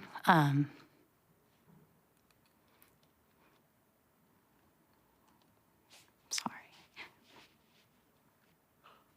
I just had to be strong, because he needed me to be there for him. 3 rounds of chemotherapy every day. They were taking blood. We celebrated our holidays in that hospital room. We had Halloween, and I remember Stacy got him a Superman costume, and I thought that was very fitting. After spending 17 weeks in the hospital, Brad went into remission at 6 months old and was allowed to go home. The doctor said, now, I want to just kind of level set your expectations, with all the treatment he had. He's not gonna be your athletic kid, and he may struggle a little bit, academically, but, just obviously just very happy that he was alive. Bradley, did you find a pumpkin? Within weeks of returning home, Brad doubled his weight. And despite the doctor's concern about his development, he continued to hit one growth milestone after another. The doctor tells you he's not going to be athletic, but it doesn't mean he can't play sports, right? So started playing soccer when he was 3 years old, and you could tell he had something special. I was just happy that he was out there kicking a ball, but he could run faster than everybody, he could dribble faster than everybody. I just remember watching him and just saying, wow, this is not normal. Gave me an outlet. I made a lot of trips to the hospital after the aftermath for checkups, like twice a year, and I dreaded it. I was scared that the cancer was gonna come back. That was a big fear of my childhood. I would cry at night, I'd cry in the shower, I'd have bad dreams. But you play sports and you step foot on the field, you're not worrying. You're having fun, having a good time with your team. It really kept him busy and took his mind off of things. And I mean, when we say like he played sports, he poured himself into sports. By the time he reached high school, the family had moved to Texas, and soccer had been replaced by football and a new purpose. Brad partnered with Alex's Lemonade Stand, a charity dedicated to fighting childhood cancer. In high school, we'd be on the bus going back to our facility, and I just can't wait to get on my phone and put how many points I scored that game, because the money's in pledge amounts. It means the world to me. Because I know that my parents struggled during that time. I know it was very hard for them. And I just know how much that would mean to families.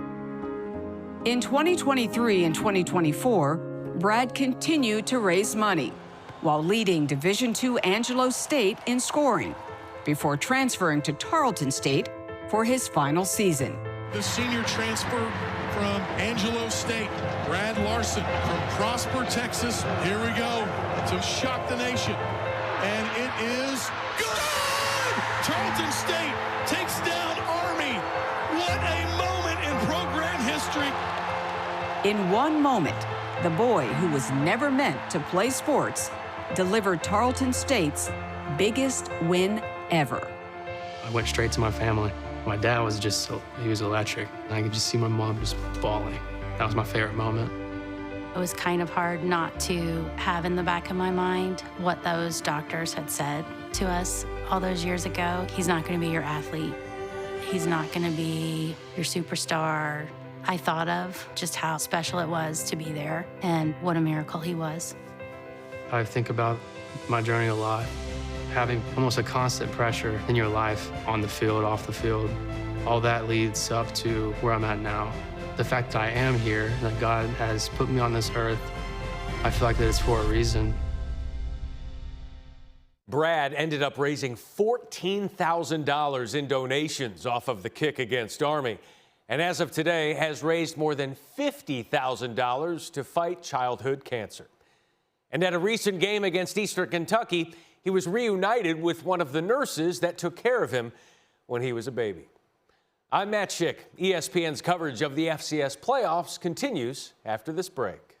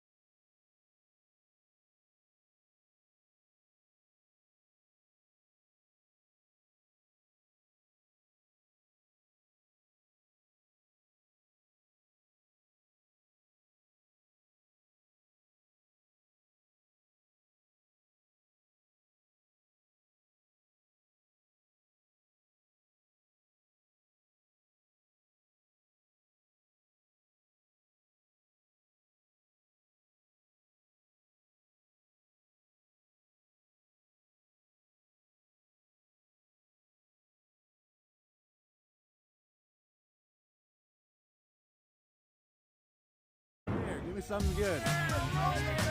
Fans feeling pretty good about what they've seen in the first half here. Rhode Island fans enjoying a 24-7 lead. Started off with Connor Finer finding the end zone, and they've been off to the races. Halftime stats and highlights coming your way next.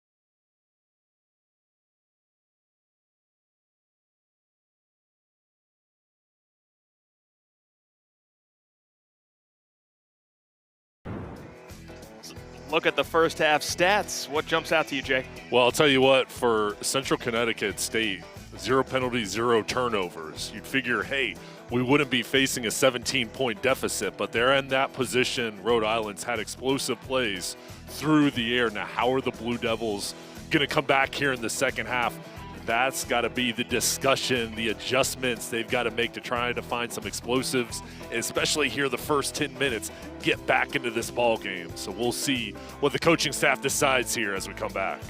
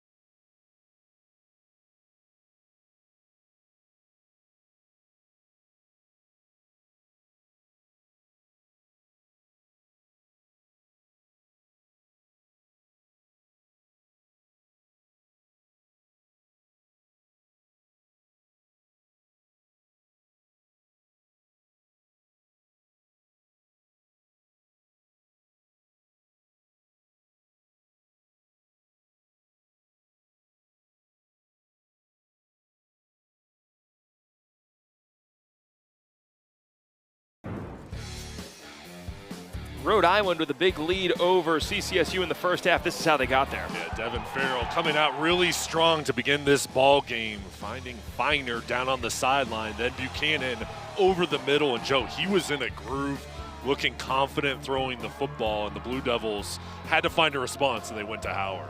Yeah, who else thought that he'd get it done on the ground, just like this guy, Littleton.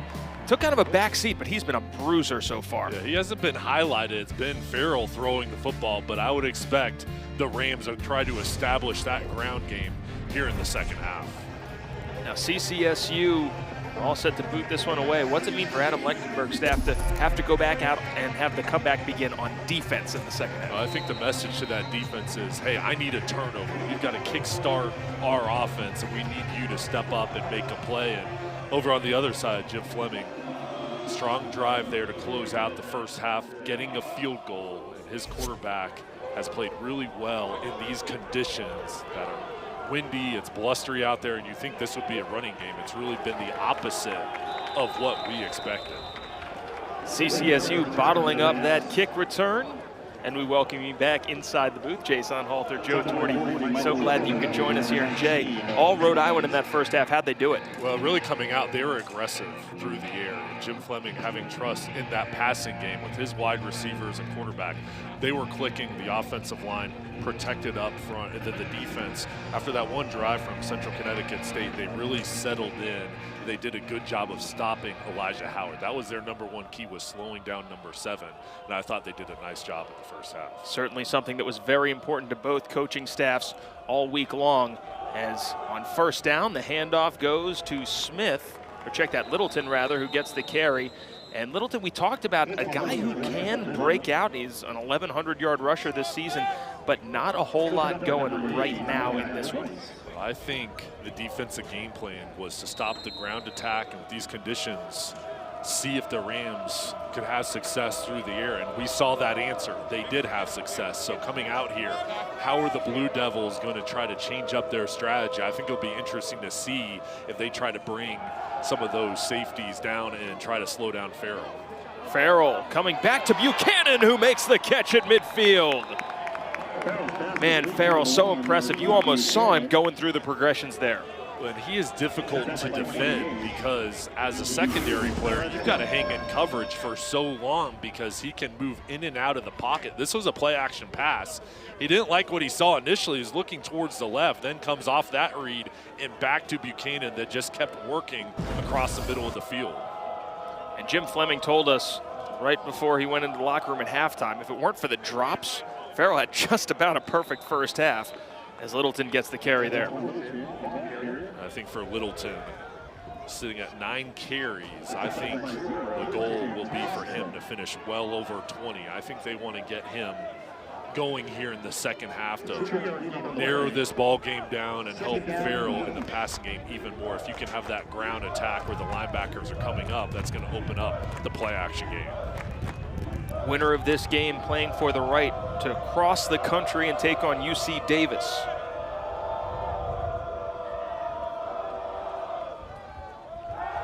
Play action again, Farrell. Has time as he rolls.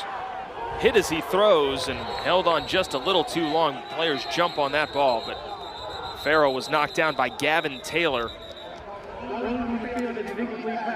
Incomplete pass is the ruling there. And coaching staff, defensive-wise, Ron DeGravio telling us Gavin Taylor is a player who is playing way above the FCS level. And he's a great athlete, and his motor is running at all times. There he fights through a double team and does not give up on the play. So many times you'll see guys loafing, not playing all the way to the whistle. And that is not Taylor's game. And he can make an impact because of that extra effort plus his talent. Brings up a 3rd down and 8. Play clock winding down. And this one's not going to work out. Delay of game is the call.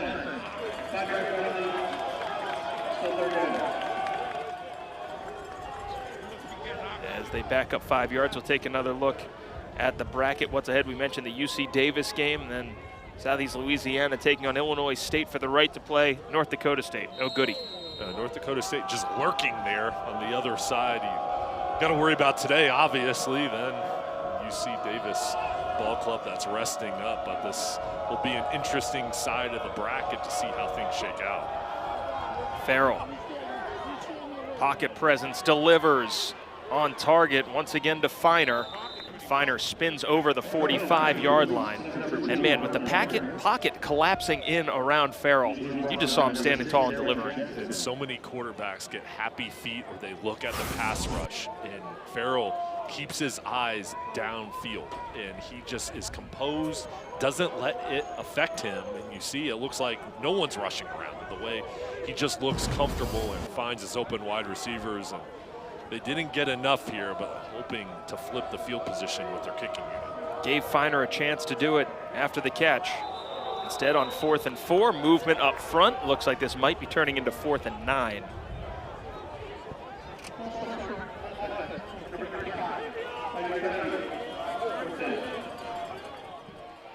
Another penalty here. Really a well-played first half in terms of penalties. Didn't see a ton of them in the first 2 quarters of play. It's very rare. Usually we're saying, hey, the teams need to clean things up, but this ball game, I think both coaching staffs have to be very pleased with the discipline that their teams have shown and just the flow to this ball game, and also how this game has been called. Very fair from these officials. Braden Hall back to return this one. This is a beautiful punt. Best of the day by either team. And a casual one-handed snag there by Feiner on the coverage team as well. And that is where Central Connecticut State's offense will take the field. They survived the opening drive here for Rhode Island. Brady Olson and company taking the field, looking to cut into this lead. Take a look at what they've done so far. They've had that huge drive right there in the middle, that 3rd drive. Other than that, it's been nothing doing for the Blue Devils. Yeah, 3 3-and-outs. And in order to have a comeback, you've got to take it possession by possession. Now, the defense did their job. They have a long field to go here, 85 yards. But I think with Olson, this veteran group for the Blue Devils, they feel that sense of urgency, and they've got to get it going right here, right now. On 1st and 10, Olson looking over the middle again. Who else? Michael Trovarelli making the catch there. Nice pickup there of 6 or 7 yards. Brings up a 2nd down and 3. Well, this offense has had success in the intermediate area. There hasn't been those big passing plays over the top, and I feel like they've got to test out the safety unit for Rhode Island and try to get some big plays through the air. Olson feeling the heat, delivers it on time. Marsh Jr., a big hit delivered at the end of that play. And man, I don't know if I'd necessarily want to be on the receiving end. Trey Lubin found out. Marsh is pretty imposing down there, and he's not a normal wide receiver. With the ball in his hands, he turns into a running back, and look at him seeking out contact. He slipped down as he finished off lowering his shoulder, but he's a guy out wide that is very difficult to defend with his speed and size.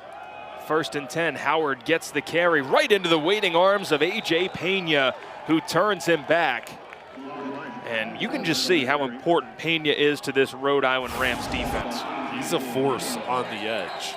Watch number 8 on the left side of the screen, fighting off the block from the tight end, and there's nothing Sean O'Brien can do in that situation. The leverage of Pena gets underneath him and then turns back into Howard. Flag came down late.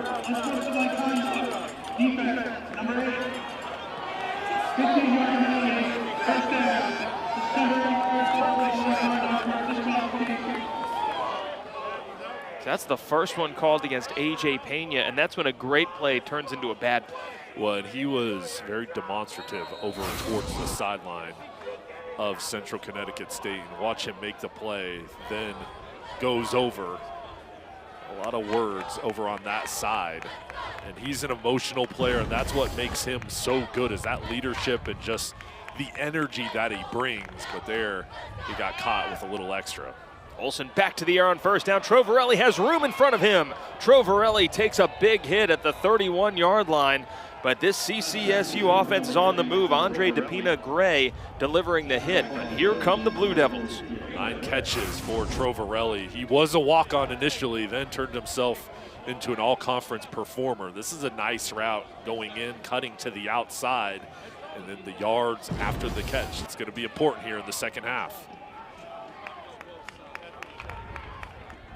Howard going in motion. Olsen over the middle, combat catch, not able to be made, incomplete. Marsh was in the area, tight coverage by DePina Gray again. DePina Gray, a really good football player with instincts in reading the eyes of Olsen to jump in the passing lane. See that coverage, two guys in the vicinity, and that's a difficult ball for Olsen to try to squeeze in. Brings up a 2nd down and 10 now. Another empty look for CCSU. Olsen over the middle, had the screen set up beautifully for Howard, but he couldn't hang on. 3rd and 10 coming up. And Howard is such a good runner, and he is equally as good as a wide receiver. And on that screen that was set up for him, that had an opportunity for a big play. As Olsen's here in the shotgun, the pass rush gets through, just a little crossing screen, and he could have been off for a touchdown, Joe. I mean, this was all set up, the offensive line out in front, just tried to turn upfield too quickly. It's a point of pride for Howard as well, because as an all-conference performer last year, Offensive Player of the Year last year, he wanted to add that to his bag. He's put in so much work in the receiving game. Here's Olsen, flushed from the pocket. Here comes the pursuit. Olsen staying free, fires it, nearly intercepted. Jordan Campbell was in the area. And my, oh my, that close to a Rhode Island takeaway. Instead, it's 4th and 10. Campbell's played really well today. We've called his name a couple times here in pass coverage. And as the chase is on, Olsen kind of throws it into harm's way, and the Blue Devils are going to try to put points on the board with their field goal kicking unit. Moses Muse was all over it in pursuit. This is Jack Hennessy. The freshman is hit from 40. This one does not quite have the leg. Well short. Not sure if somebody got a hand on that one from 48. I have to take another look. Looked like it might have been partially blocked on the way. Rhode Island sending their offense back out onto the field. Take another look at this one. Looked like somebody might have gotten just a finger on this. Maybe not. 24-7, the lead for Rhode Island.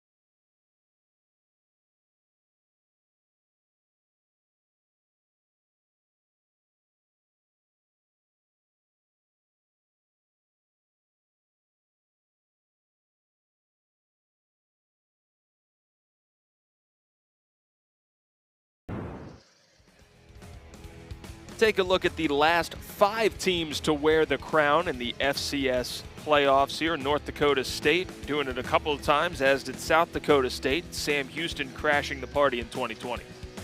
Well, the South Dakota Jackrabbits, you have those back-to-back years. It's so difficult, and that's sandwiched in between the Bison, who's the #1 seed. So I think we're going to have another really good playoff run here and a lot of worthy teams competing for the championship. Well, here's what the road to Broadway in Nashville, Tennessee looks like. Important dates here. We got the first round action happening all across the country, and then a couple more rounds to go before punching your ticket to Music City. Jay Sonhalter, Joe Torti here with you. Glad that you could join us here. Farrell getting it away and just dumps it at the feet of Marquise Buchanan, incomplete. Gavin Taylor in there pursuing him, as was Devin Anderson, the Bryant transfer. And somehow the Blue Devils have to create a spark on the defensive end. You're down 17 points. Your offense is having some difficulties going against the Rams defense, and you've got to kind of change the momentum here, and that's got to be the thought process if you're a defender out on the field. Brendan Barrow getting that tote, coming off of a 5-carry, 50-yard touchdown effort against Hampton. And he's been a pretty good secondary ball carrier for URI. And the balance in the running game as far as the styles of Barrow and Littleton, it's really impressive. And those guys share the load. They keep each other fresh. Barrow quicker, Littleton power. But both of those guys get a lot of carries, and they have trust from the coaching staff. 23 rushing touchdowns by 6 different players on this URI team. Farrell rolling. Boy, he is slippery. Delivers complete on target. And that is Amari Walker making the catch. Had the long one in the first half. Has been quiet since then, but that's a tough one on the crossing route. And this is fantastic work from Farrell. Most quarterbacks, it's a sack. It's a huge loss. And he backpedals. That is an impossible throw when you're going backwards and throwing across your body and still finding a way to be accurate. I mean, look at this. You're feeling the pressure, you're backpedaling and throwing off balance. Player down is Styles Mitchell, who is well down the field, actually, away from the play for CCSU.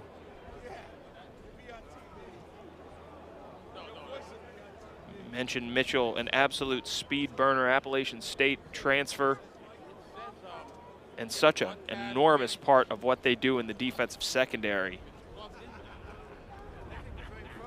Being tended to by the athletic training staff.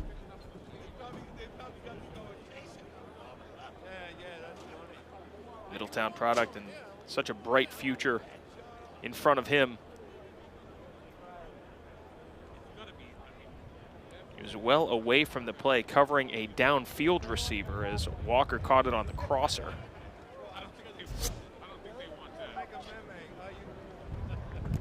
It's good to see him rising up to his feet. In Central Connecticut State, we talked about what a speed burner Styles Mitchell is. Check this out.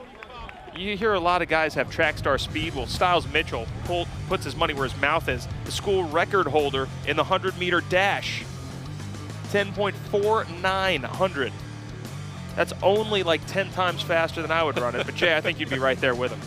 I would probably pull a muscle after the first 10 meters. And watch this breakaway speed.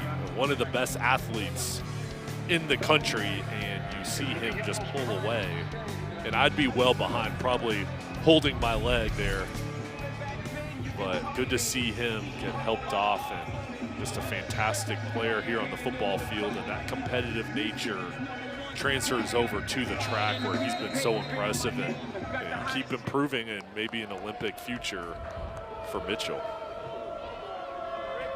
Now, if you're URI, what's the temptation to go deep here and test the new secondary player? Well, they hold on for now. Barrow gets the carry, flags down in the backfield, but Barrow with a really good carry. We'll see if it holds up. Flag on the play.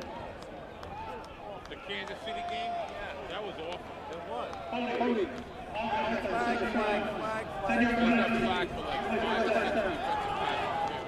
Damon McMillan Jr., the freshman from Tampa, Florida, called for that one.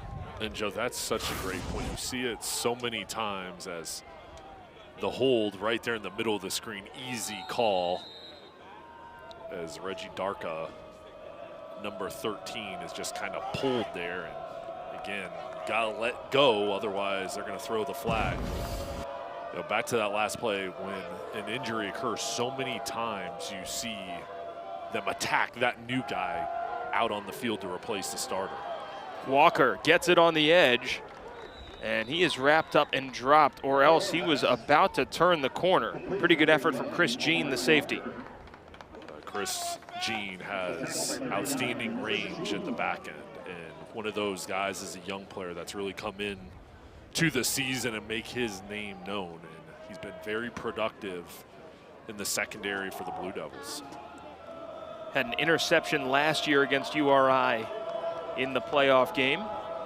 Coaching staff said we might need something similar from him again today. On second down now and 18.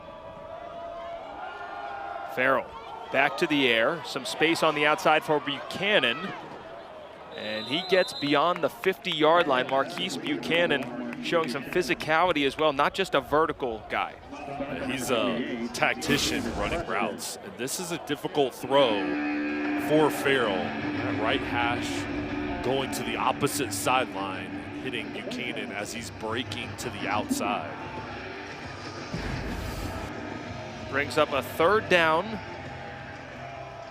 And a long 2 here from just about midfield.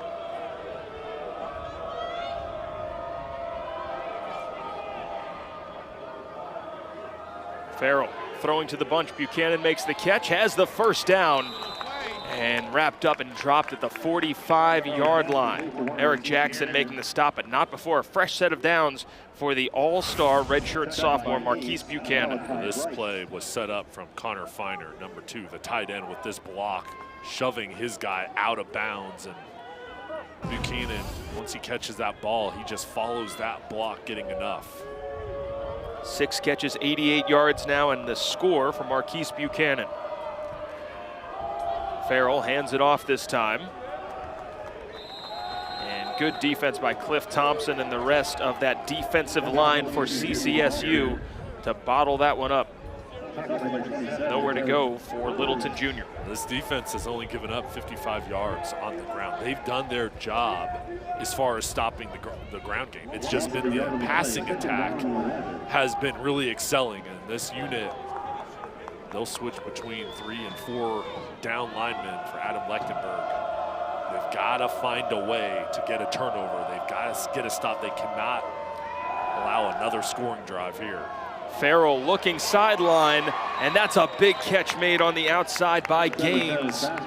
Gaines moves the chains on 2nd and 11 with plenty to spare.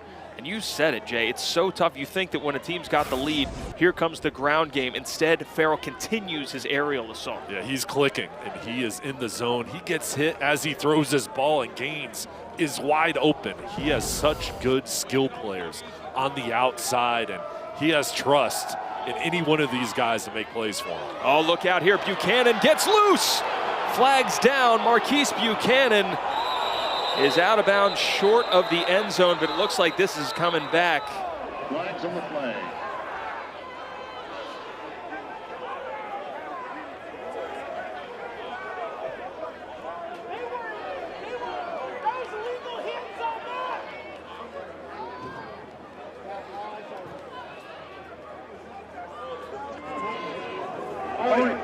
Offense, number 8.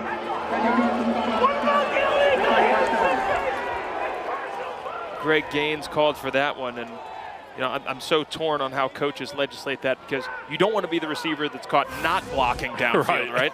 It's a tough balance. I mean, these guys are just fighting, and I mean, there's both guys, and there's a hands to the face to Gaines. Could have gone either way. And this URI crowd saw what you just saw, and does not approve.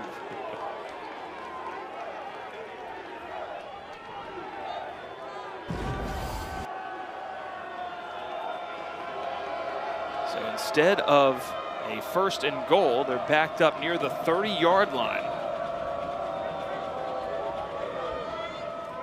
Farrell on 1st down. Steps up, he has room in front of him. Farrell scampers out at the 25-yard line. As we tick down towards 4:30 left. Connor Feiner, the tight end, was wide open down the middle of the field. Farrell felt some pressure, got out of the pocket. but I know the coaching staff up in the box saw the bust in the secondary, and I would look for them to try to attack again and see if this secondary is playing their keys. I know that you'd say that missing a tight end on a busted coverage should be illegal at this point. Handoff, and not a whole lot of room for Barrow there. It's a sensitive subject for me. If you're wide open, especially down in this area, you always want to see the tight ends get the ball. Instead, it's a 3rd down now, and kind of in the middle range here, would be kicking into the wind. So we'll see how aggressive URI is on 3rd down. 5 of 10 so far on 3rd down in this game. Also 2 of 2 on 4th down.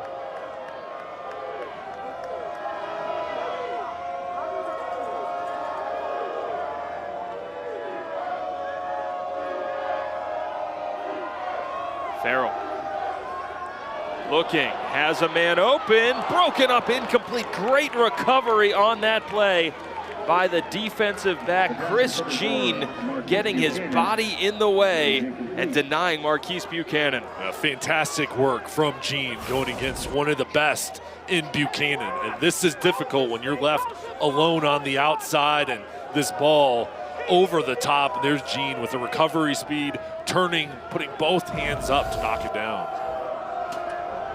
They had to have that stop. A nice play from their safety. So Garth White comes on, hit from 42 to close out the first half.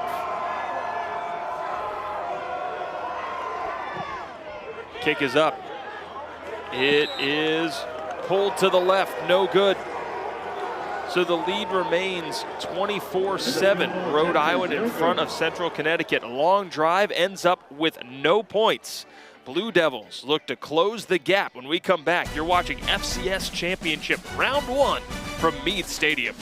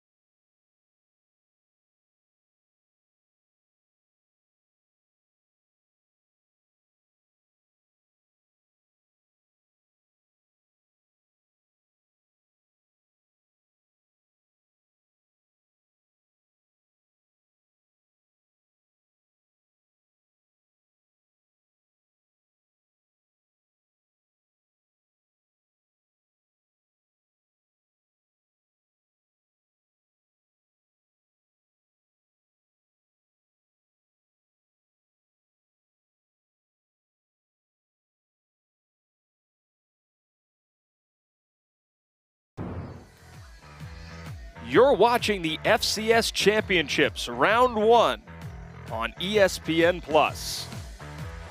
Rhode Island in command over CCSU. They've won 8 conference titles before this year. Their last outright was 1985 when they went 10-3, 5-0 in the Yankee Conference. Quarterback Tom Earhart broke New England records by passing for 4,508 yards and 42 touchdowns.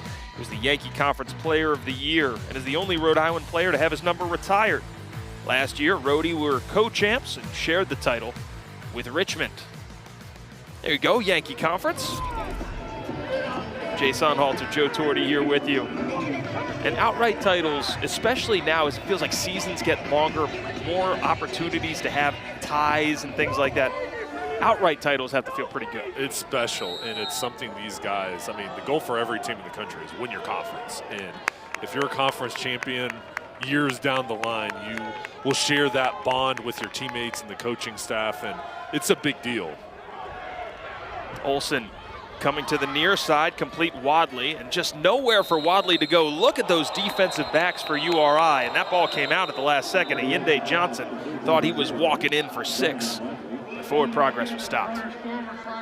That's a coaching point, is when you have a defender holding up the ball carrier, that next man go and try to strip that ball, and perfectly executed here. 2 guys right in position, and forward progress stopped, but they were still trying to claw that ball out. Howard gets a carry, and once again, just absolutely nowhere to go for the all-everything tailback for CCSU, Elijah Howard. And Rohan Davey closing in there, making that stop, but it could have been anybody. You can see all the attention that Howard's drawing. And they've made it so difficult for Howard. He averages over 6 yards per carry, and here today, 1.7 yards. And this defense has been selling out to slow him down and force somebody else to beat them. A 3rd down and 4 for Olsen.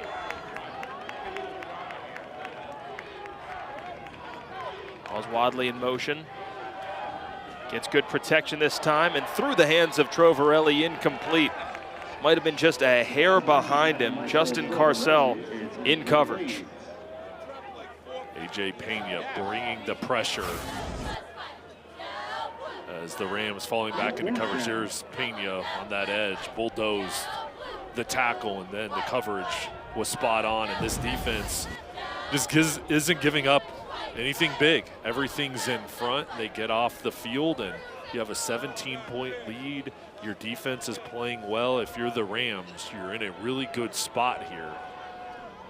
Buchanan, their star wide receiver, I just like how versatile he is, and they use him on special teams. Point of emphasis for this coaching staff. It's a fake. Bonini on the run, has plenty of room. Bonini picks up the 1st down, and the redshirt freshman will not boot away for the 5th time. Instead, he'll take it himself for a 1st down, and Central Connecticut State needed that badly. And they had to have a play, and it really faked out everybody here in the stadium. You figured they've got to kick it. 4th and 4, and he just takes off, and good job there up front with the block by Laquan Gaddy, the left tackle there, playing as an up back in the punting unit and clearing out a path.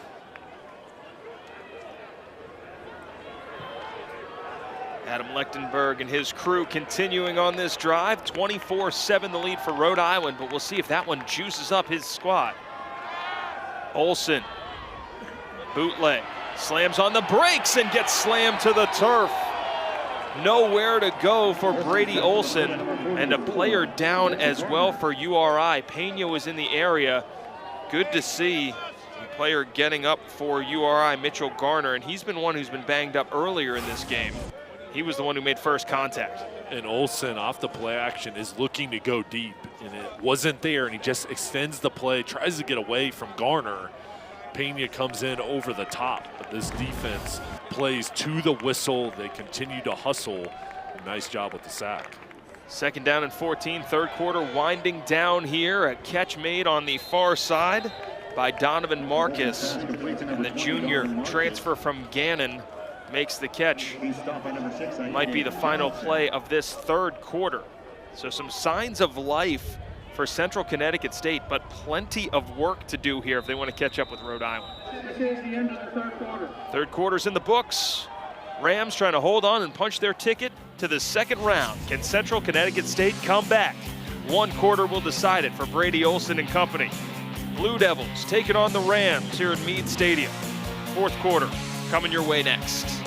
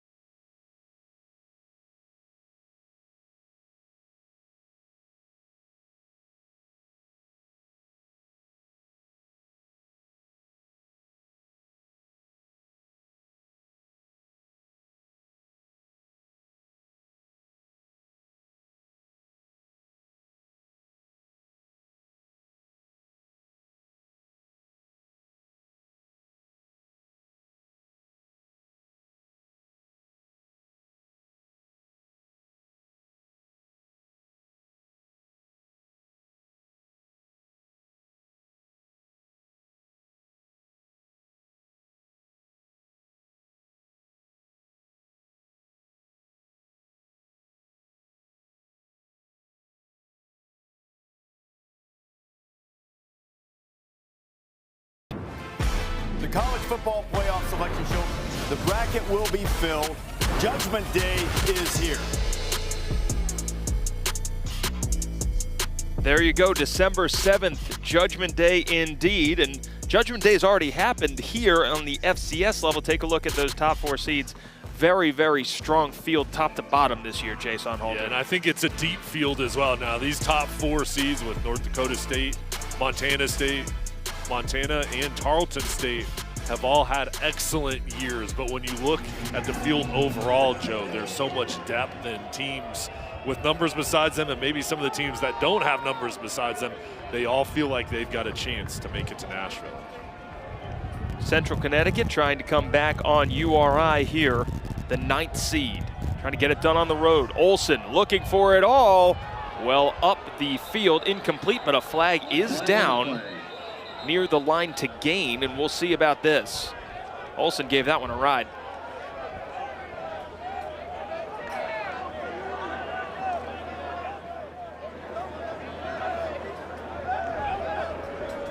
Prior to the pass, holding, defense, number 6, 10-yard penalty from the previous spot, automatic first down. Called against the corner, Ayinde Johnson, as he's rung up for that one. Plenty of time left in this one, of course, for CCSU to have a comeback, but on the Rhode Island side, what have you seen so far that's impressed you, and how much damage can they do in this field? Well, I just think the big plays on offense is going to give them an opportunity against any team, and it's really enabled them to have a big lead as those wide receivers and how good Farrell's been. So that passing game is special. When you add in Littleton, I think this offense is going to be really difficult to defend, assuming they continue on. Elijah Howard with about 3 jump cuts to get that gain. You can see all of the trash that he has to pick through to get any kind of positive yardage. And you talk about that offense and you flip it over their defense. You've got A.J. Pena, who's outstanding, but there are really good players on all 3 levels with the defensive line, linebackers, and the secondary. I just don't see any weaknesses. There's nothing glaring, nothing that stands out for the Rams on the defensive side. Here comes the heat. Olsen hit, still on his feet. Brady Olsen surges ahead for a first down and turns trash into treasure there. And you need your upperclassmen in moments like this to step up, and Olsen just willing on that play to do whatever he can to try to pick up positive yards. Olsen, speaking of positive yards, taking it himself once again. Hasn't had a monster day passing the ball, 22 of 37, 174 yards, but enough to break the single season passing record at CCSU. He needed 135 coming into this one. He's protected the ball, no interceptions, and that's the key now. Will he be able to come up with scoring drives, and he's got to do it quickly, have that sense of urgency knowing that Rhode Island's going to continue to try to give him pressure. Delivered over the middle, complete to the tight end, Sean O'Brien, redshirt freshman, pressed into duty because we were visiting with the coaching staff. They said, frankly, we're banged up at tight end. We're not sure who's going to be available and who's going to be out there. Cleary, the redshirt freshman, at 6'7". And this is a group of tight ends that's caught over 40 catches on the season, so they like to use them and play 2 tight ends at a time, a lot of 12 personnel, and with the injuries and the personnel that's been down, they've had to find other ways to get production. First down and 10 for Olsen. Great protection, looking, end zone, has a man for the score! Touchdown, Damani Williams. Boy, did they need that. Another touchdown for Central Connecticut State, and with the extra point, they could cut it to 10. They had to have it. Olsen on this drive showed a lot of grit and toughness, moving the ball down the field for his team. And here's the offense coming out here with the misdirection, the play action. Nice block from Howard. And then the throw over the top to Williams, and it was Johnson that was picked up on that blitz by Howard. Very physical there, allowing Olsen time to throw. Extra point is blocked, not gonna make it. It's being returned the other way by URI, knocked out of bounds after a short carry. Picking it up, Johnny on the spot there was LaShawn Hibbert. But, boy, that was a big one. Instead of 10, it's now still 11. URI special teams showing up. putting the special in special teams. It's 24-13. Here's another look. Great penetration. Keeps the lead at 11.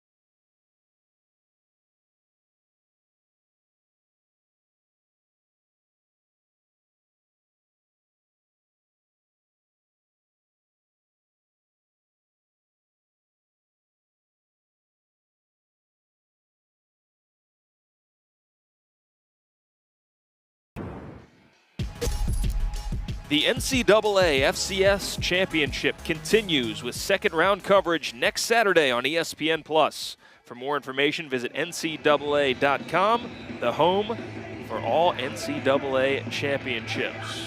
Jay Sonhalter, Joe Torti, glad to have you aboard here on ESPN+. Take a look at the CCSU scoring drive, another long, sustained drive against URI. Haven't seen that since the first quarter, but of course, the extra point blocked, and that could loom large in the comeback bid. Yeah, right there, you have that great drive, and then you're not able to convert on that extra point, and you still have a long road to go, but that was a positive drive. You just weren't able to execute to get that extra point. Zach Benini, now the onside kick, surprise onside kick, covered up by URI. Was going to say, special teams played a factor in that one with Benini on the fake punt, but heads up play by URI's defense. And they talked about having playmakers playing special teams for them. Terrence Campbell, the freshman tailback, was very aware here. Yeah, and having trust in the special teams unit, a lot of starters play in that third phase of the game. Good job there, staying at home and not being faked out and just jumping on that ball and dodging for cover. Very aggressive by Adam Lechtenberg. Easy to say now that you've seen what happens, but do you like the decision, the surprise onside kick there? I think he feels like his team has momentum, and hey, this could be the last ball game of the year. Use all of your tricks, all your plays to try to get the ball back to your offense when you're down 11 points. Nowhere to go for Farrell there as he was wrapped up and dropped by Sherrod Watkins as he made his way back towards the line of scrimmage. That'll bring up second down. I think for Rhode Island, you have an 11-point lead. You've been really good through the year, but I would expect them to start to milk this clock and try to narrow this game down and limit the possessions for Central Connecticut State. Second down and 10. Farrell looking for it all, has Buchanan behind the defense, but he just couldn't haul it in, incomplete. Tight coverage for Braden Hall, and he's celebrating, but that one just slipped through Buchanan's fingers. And it was a deep post route, and they were looking for the touchdown. And Farrell, plenty of time to throw. Buchanan's looking over his shoulder. That would have been a difficult catch. That's as tough as they get when you've got to bend backwards and slow down, but that ball was put in a spot where only Buchanan can catch it. Looked like a center fielder trying to run down a fly ball right over his head there. Now third down and 10, big play on this one for URI. Here comes the heat. Farrell delivers, picked off, it's going the other way.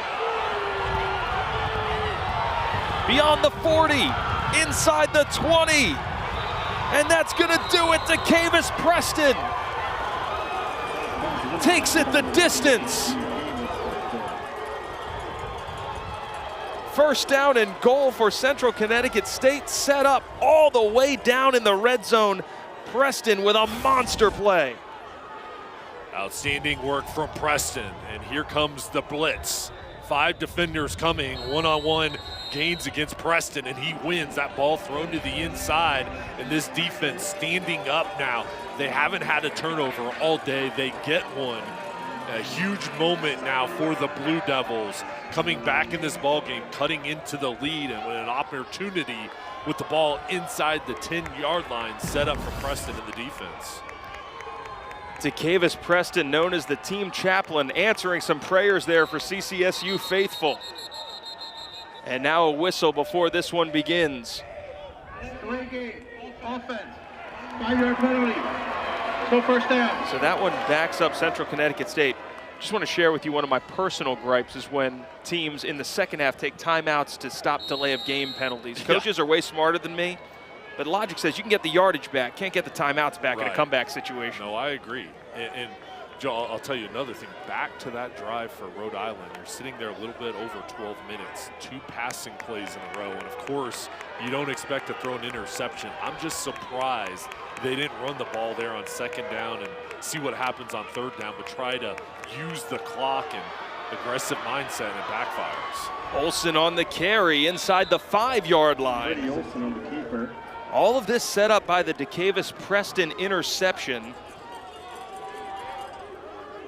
Returned at 59 yards inside the 10 after the delay of game. The Olson carry has CCSU set up, poised for a big one. You talked about the momentum for CCSU, still solidly in their quarter. Olson, hands off. Howard turns sideways and just nowhere to go for Howard, being escorted out of bounds by Pena and company. Even though you get the ball inside the 10, it doesn't guarantee a touchdown. And this defense is physical, and they're relentless, and they're not going to give up easily here in bend but don't break style of defense. And this has been a very physical game up front. It's been tough for this offense to run the ball against the front 7.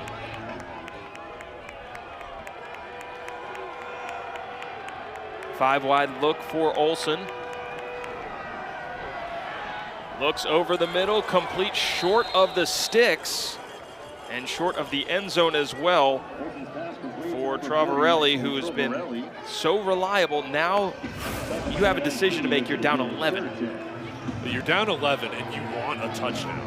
And Travarelli going across the middle, not able to break through. And many times you'll say, hey, let's just go for it. Let's stick in a touchdown. We're this close, but you're going to need points from this drive, and you're down 11. I think you've got to take the field goal and try to cut into this lead. Jack Hennessy on for this one. Hennessy's kick is up, and it is good.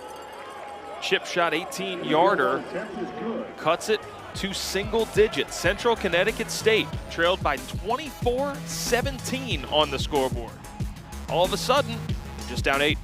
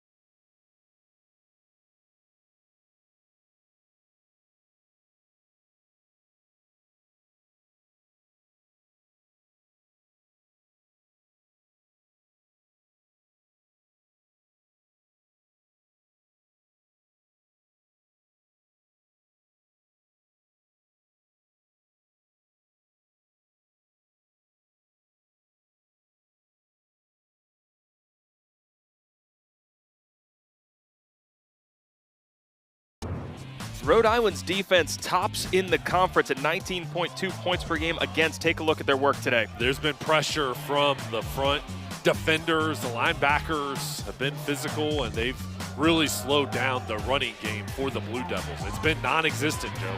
I mean, it has been difficult, and then they found a way to get enough pressure on Olsen. And how about the stop here, forcing the offense to go for a field goal with that interception, the ball inside the 10-yard line. Chris Laurenti, that defensive staff has to be pleased with how they stood strong.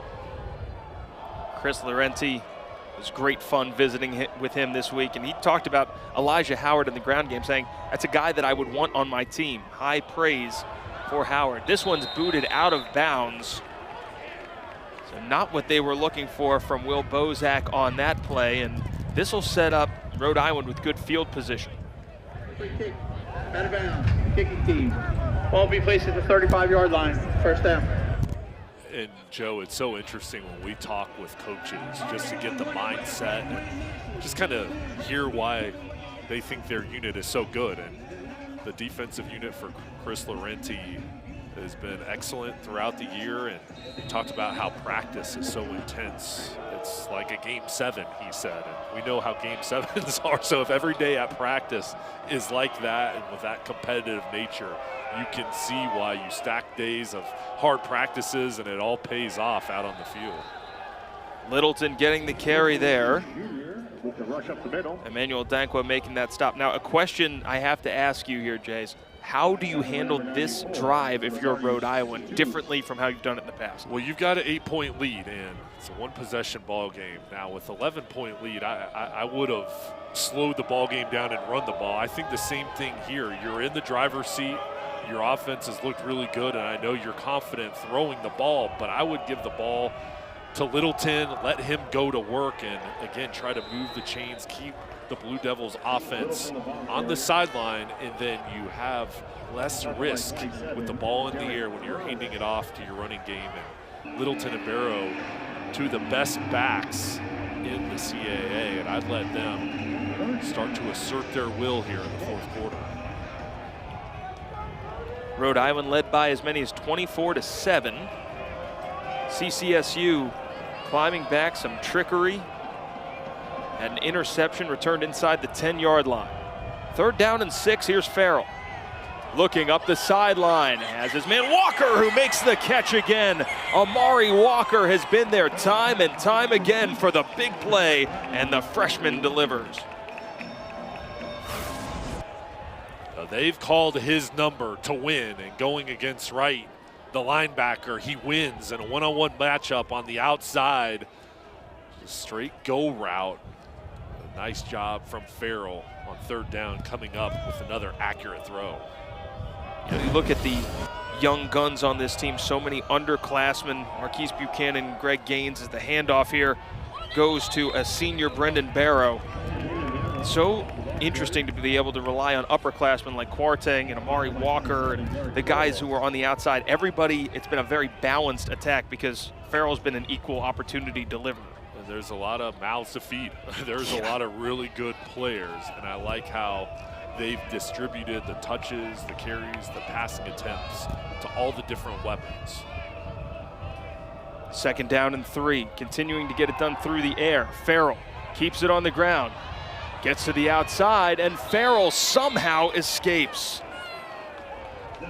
Man, Devin Farrell so slippery back there. A couple different times CCSU this afternoon thought they had him hemmed in. Yeah, his legs impacts the game in so many ways, whether that's getting away from sacks, whether that's eluding pressure and keeping his eyes up to throw it, or picking up positive yards on the ground when could have had a loss. It's just really a huge part to his game is that added dimension where he's been so successful. 361 yards through the air. This time keeping it on the ground. And once again, Barrow getting that tote. And a player down for Central Connecticut State. Carter Banks, the redshirt junior linebacker, is down. He'll be tended to by the athletic training staff here as CCSU trying to keep this Rhode Island lead at 8.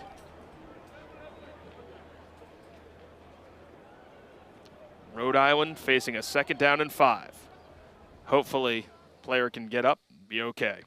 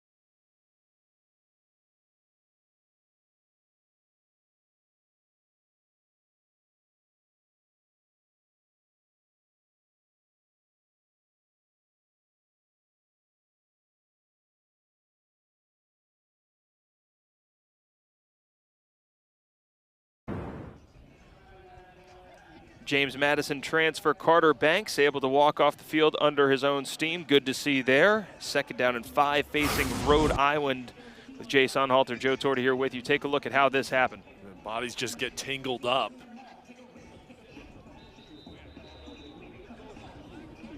Carter Banks goes down, just holding that side. And Adam Lechtenberg right now needs a stop from his defense. Turnover, you gotta force a field goal. Rhode Island, the CAA champs, squaring off against the NEC crown holders, Central Connecticut State.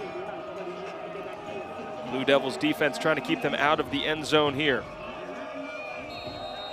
Inside 7 minutes to play. Devin Farrell, 24 of 36, 361 yards, a touchdown and a pick on the last drive. It set CCSU up, but Rhode Island's defense held them to a field goal. They're just standing around as that clock is winding down. And I agree, no reason to go fast here. Just play this game out and go slow. Buchanan on the pop pass. Gets turned sideways, flags fly in from the secondary as he's forced out of bounds. Not a whole lot of room there for Buchanan, but now we'll see about the flag.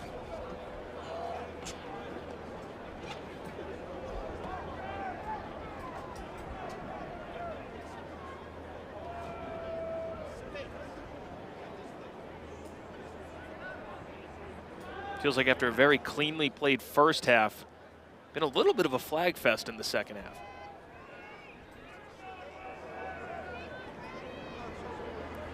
Holding. Offense number 81. 10-yard penalty. Replay 2nd down. Called against Matt Smith, UMass and Duke transfer. Now 8 penalties here in the second half for the Rams. Only 1 at the halftime break, so you said it there. This game has become choppy here in the 3rd and 4th quarter with the flags coming in. These teams playing for the right to take on UC Davis in 2nd round action here in the FCS Championship Playoffs. Farrell to the air on the corner looking Buchanan, overthrew him, incomplete. Drilled the pylon, but just missed Buchanan. Well, and the Blue Devils in this situation bring pressure on Farrell, and I would expect it here as well on 3rd down, not only to try to force him into an errant pass, but also knock him out of field goal range with the sack. And this wind, it's been dicey here today, so I would expect them to continue to bring an extra defender here to try to force a tackle for loss or a sack. 3rd and 15 upcoming. Who has your attention if you're CCSU's defense? I think you've got to look at their linebacker, Jack Stoll, getting pressure. Fired to Buchanan near the outside. Buchanan ducks back inside, pushes his way towards the 10-yard line. Going to be about a yard shy of the first down. Nice pickup there from Marquise Buchanan. And Buchanan does so much damage as that's an out route, goes up and makes a difficult catch and then gets away from Preston, and then with his legs almost able to pick it up, and it's 4th and short, but this is the right call, bringing out Garth White to make it a 2-score game. White made earlier from 42, couldn't convert from 38.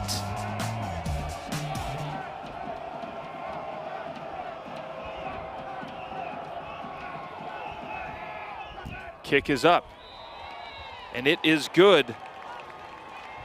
So the lead rebuilt to 11. Rhode Island in front. Is it enough? Central Connecticut State. 5:03 to work with when we come back.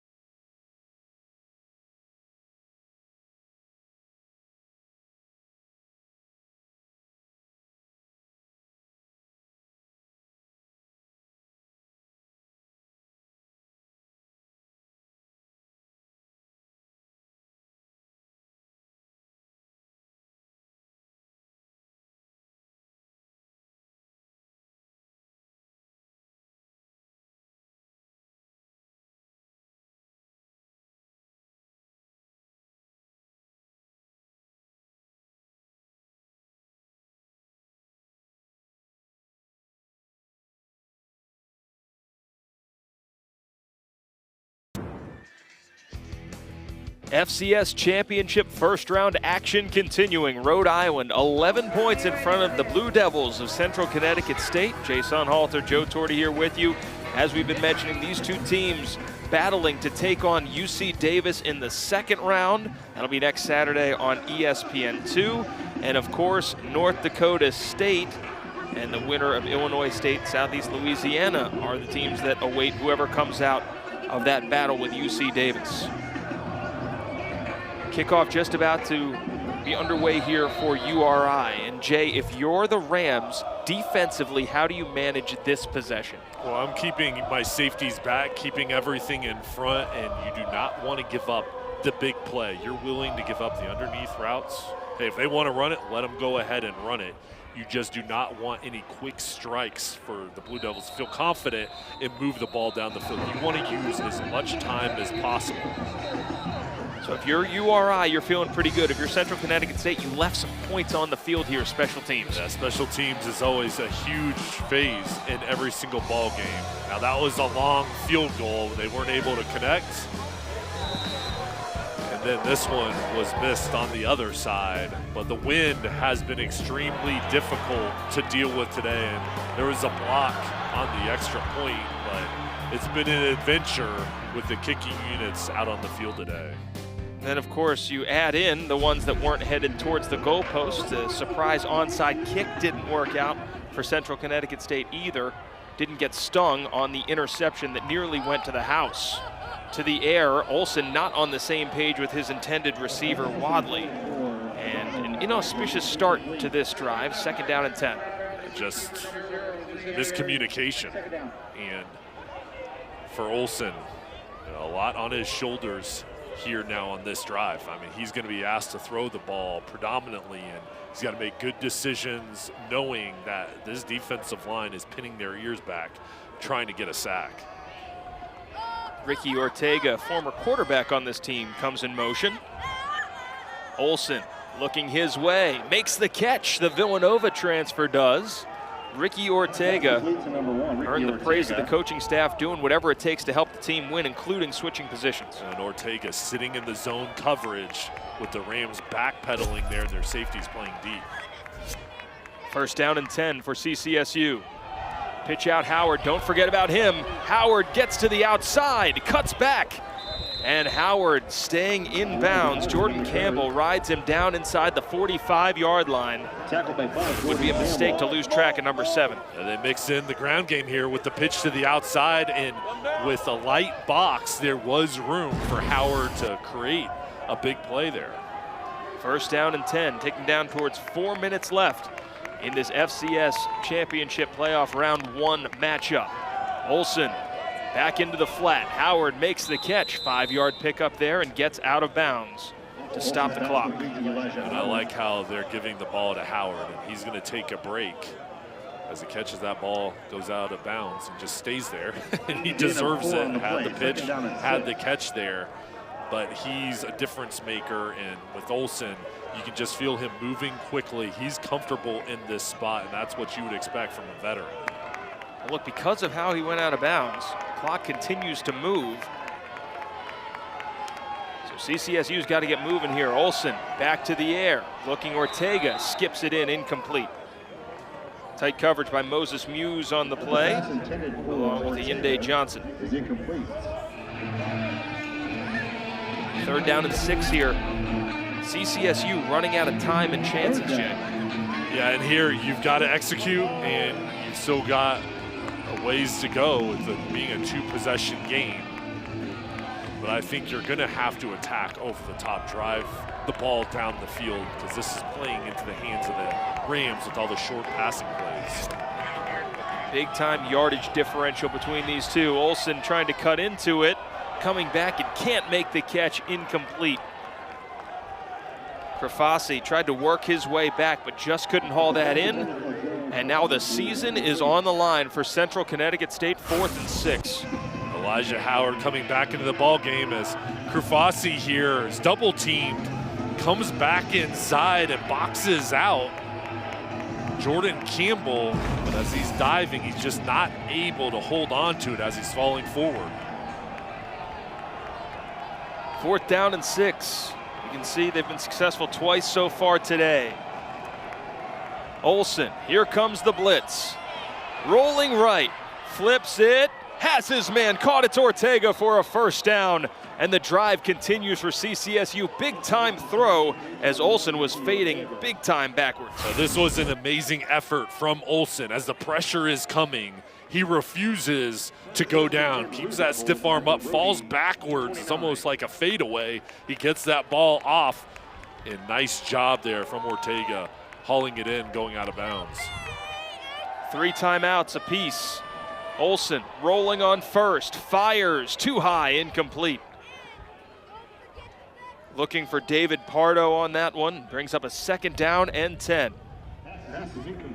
So with that incomplete pass, you can kind of take a breath here as Brady Olsen nearing 50 passing attempts on the day. Those 2 touchdowns, 0 interceptions. And they're going to need his best here if they want to have a comeback. He's got to get a touchdown, and then you get the onside kick. But this offense has shown signs here. They just have to find a way to finish on this drive. CCSU. Olsen steps up. A catch made on the far sideline. Krafasi does the toe tap before going out of bounds. And this drive continues for CCSU, 2:45 left. This is a difficult throw when the secondary knows you've got to pass it. There's pressure right in your face. They're sitting in a zone and trying to read the eyes of the quarterback. That was arm strength from Olsen and accuracy to get the ball to Krafasi. With 3 timeouts and the 2-minute timeout, wonder what the temptation might be here to kick. Instead, Olsen dropping back, looking end zone, and it's incomplete. Had a couple players in the area, Damani Williams, one of them there. Williams had a touchdown reception earlier today. This is where the Rams defense has excelled throughout the season, is being tough inside of the red zone. And Adam Lechtenberg here has seen a great performance from his veteran quarterback, but there's got to be some separation from the skill players here in order to get to the end zone. Olsen back to pass. Let's go, his 50th of the game, and it's incomplete. Looking back of the end zone, but URI's defense was all over that one. Andre DePina Gray was in the area, and now on 3rd and 10. And I don't think Olsen would have got in the end zone here, but if he moves up, he has an opportunity to pick up about 5 yards. Instead, he goes in double coverage. Now sets up a 3rd and 10 here. Trovarelli's been successful, Krufasi as well on this drive. If they're quick, this is the best of both worlds. Yeah, because you great still point. have the 2-minute timeout. Olsen looking end zone, incomplete. It was quick, it's broken up, incomplete.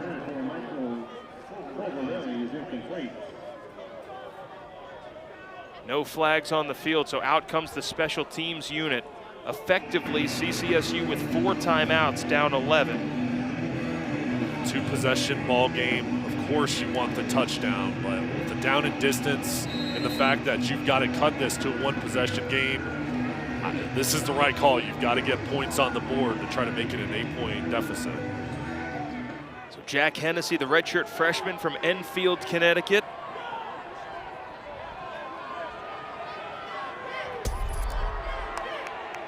Comes on for a 28-yarder. Made a chip shot earlier. Kick is up. Plenty of leg, and it is good. So once again, it's cut to single digits. 2:03 left. Rhode Island still has business to take care of if they want to move into the second round here. CCSU getting closer.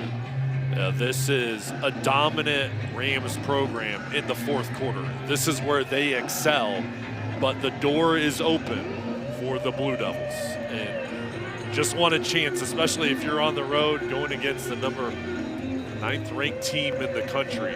Adam Lechtenberg has an opportunity here to try to get this ball back, and Jim Fleming's team, holding on with this lead and forcing field goals the past 2 drives has been critical for his defense.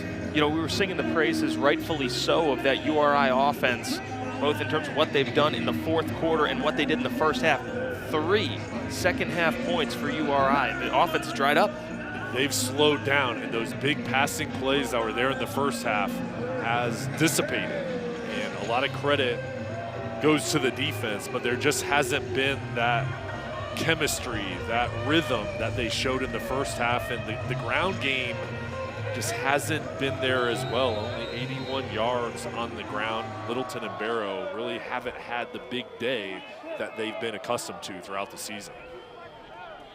Hands team out there for URI. Onside kick coming to the near side. Gets out of bounds.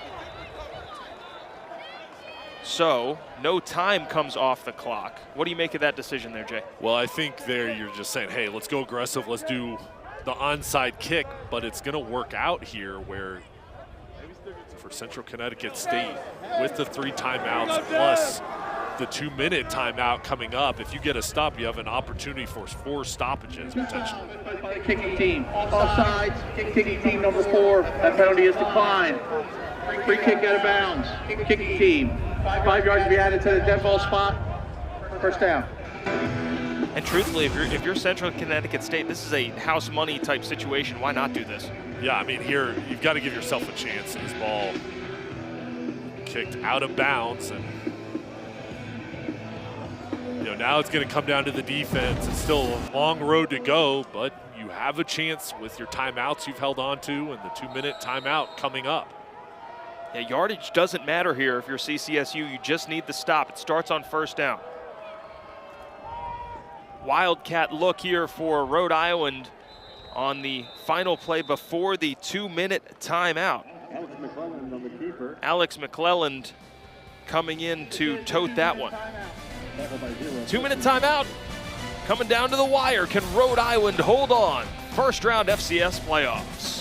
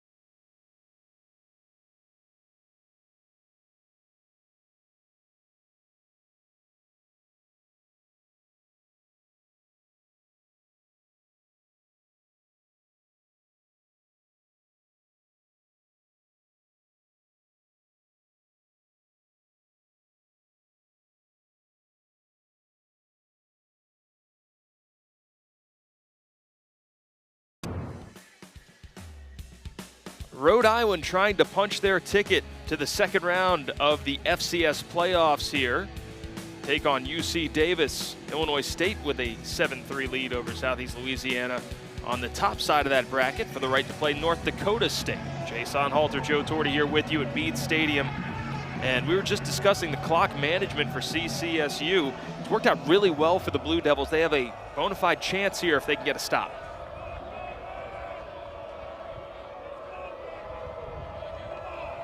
Devin Farrell, who's been all everything for Rhode Island in this one. Trying to salt it away.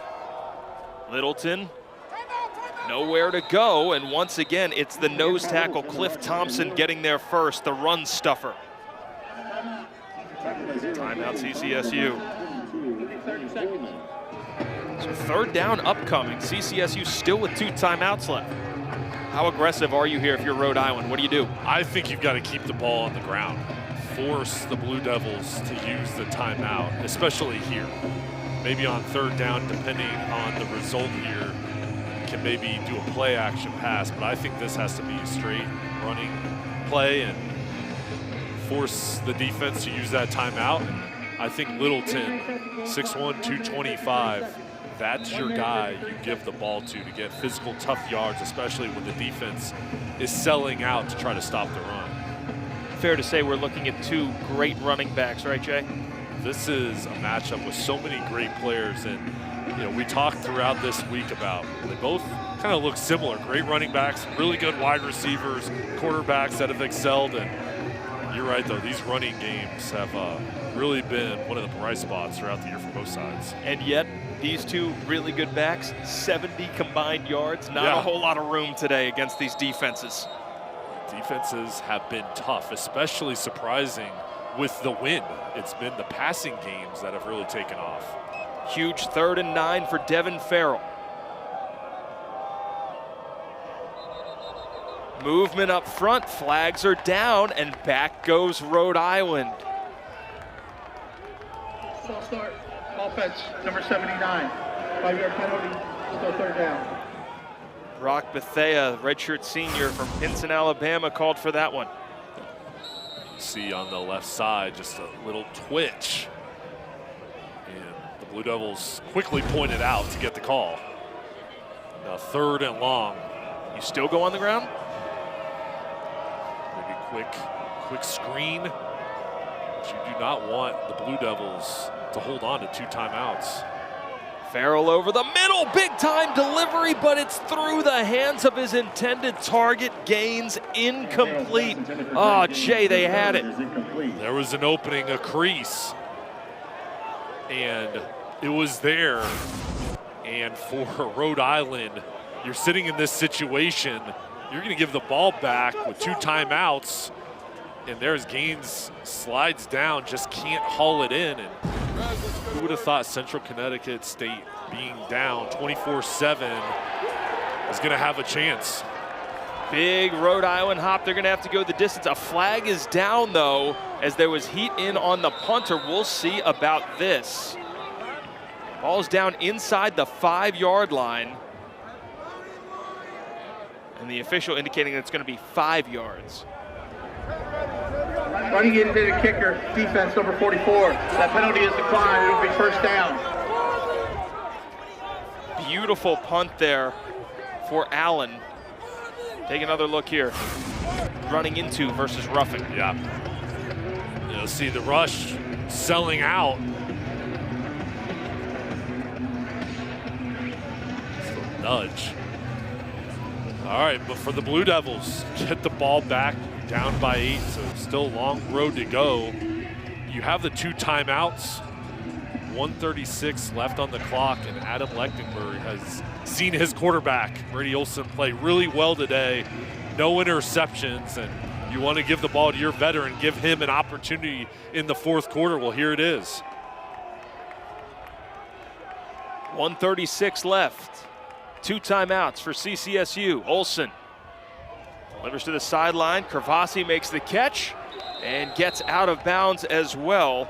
Trey Lubin was closing in. Exactly the play that they needed starting from their 5. Yeah, it's important to have success, get out of that 5-yard line area and move the ball, and now you have more room to operate. There's a sense of urgency here with the offense. The clock stops. Second straight year these 2 teams are matching up. Close win last time for URI. CCSU thinking revenge. A screen, middle of the field, set up beyond the 25-yard line. Trovarelli making that catch. Hurry up offense continues here. Clock ticking towards 1:20. Olson, heat off the edge coming. Olson's hit, gets it away, and does well just to get it in the area of an intended receiver, Elijah Howard, or else that could have been way worse. Well, that was fantastic from Olson getting rid of it. Pena dropped into coverage, and then the corner blitz came off the edge. Rohan Davey gets into the backfield to force him to throw it out of bounds. Now 3rd down and 3 facing CCSU. Trying to upset Rhode Island on the road. Have to pull even here on this drive that started at their 5. Olson finds Howard, and he makes the catch at the 30-yard line. That'll be enough to move the sticks. Got to get on the ball, though. They only rushed 3. Everybody dropped back into coverage. Just a quick slant for Howard. Olson's ready. Rolling, has time now. Olson sending his man up the sideline. Makes one miss. Scampers up, and Olson, you know, we've been talking a lot about what Farrell can do with his legs, but Olson has been pretty good as well on the move. Yeah, he's athletic enough to pick up yards and get away from a defender. And Olson there, as Davey was coming up, slipped by him to pick up a few, and a lot on his shoulders here today. Over 55 attempts for the senior. Arm's going to be in the ice bath after this, either way. 2nd down and 7 after the 3-yard Olson pickup on the ground. Olson flips it, has Howard, couldn't keep his feet. Good tackle made by Ayinde Johnson of URI, and that's going to force a timeout taken by Central Connecticut State. Timeout, Central Connecticut State, 2nd of the half, 30 seconds. 3 second game clock to 50 seconds. Ayinde Johnson coming up with the tackle as Olson reads the field, goes underneath. And yes, you get the completion. You move the ball to Howard, but this is playing into the Rams' hand where you have to use a timeout. And the time is dwindling here at 50 seconds and still a long way to go. Jim Fleming's defense here, he's hoping to get pressure, and this is where they excel, getting that pass rush in passing situations. CCSU outscoring URI 12-3 here in this fourth quarter. Neither team scored in the third. And it was a 24-7 lead for URI at halftime. One timeout left for Central Connecticut State.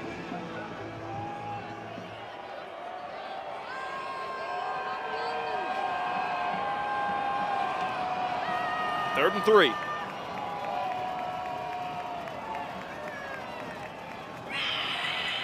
Olsen over the middle. Trovarelli makes the catch, moves the chains. And now once again, got to get on the ball while the chains move. They're moving the ball, but there isn't that big passing play, and just dinking and dunking underneath. But now the clock is ticking right at 40 seconds. Olsen over the middle again. Howard makes one man miss. Howard over midfield, cuts back against the grain. Down at the 40-yard line. 32 seconds left. Temporarily stop clock. And Joe, that's where you've got to go with the ball. If you're going to go with these short, intermediate passing plays, give it to the guy that can break through and get yards after the catch. Olsen calls for it. Over the middle. Dropped. Incomplete pass. Marsh thought that he had it. He's frustrated. 22 seconds remain. And this is difficult with all the hands up in the air. Not a clear lane. Nice throw, and Muse gets his arm up, and Marsh right in the middle there. Knew he was going to get hit. Couldn't hold on. Andre DePina Gray was waiting for him if he did catch that. Second down and 10. Rhode Island's led all the way. Olsen gets protection, steps up, delivers through the hands of one and two, and nearly intercepted as well, but it's just allowed incompletion with 16 seconds left. It's third down. And there was an area here as Olsen throws his ball. He drives from his back leg. Donovan Wadley was there, just couldn't hold on. Now 3rd and 10. Have to execute, and this offensive line will have to protect for their quarterback. Olsen just threw his 60th attempt.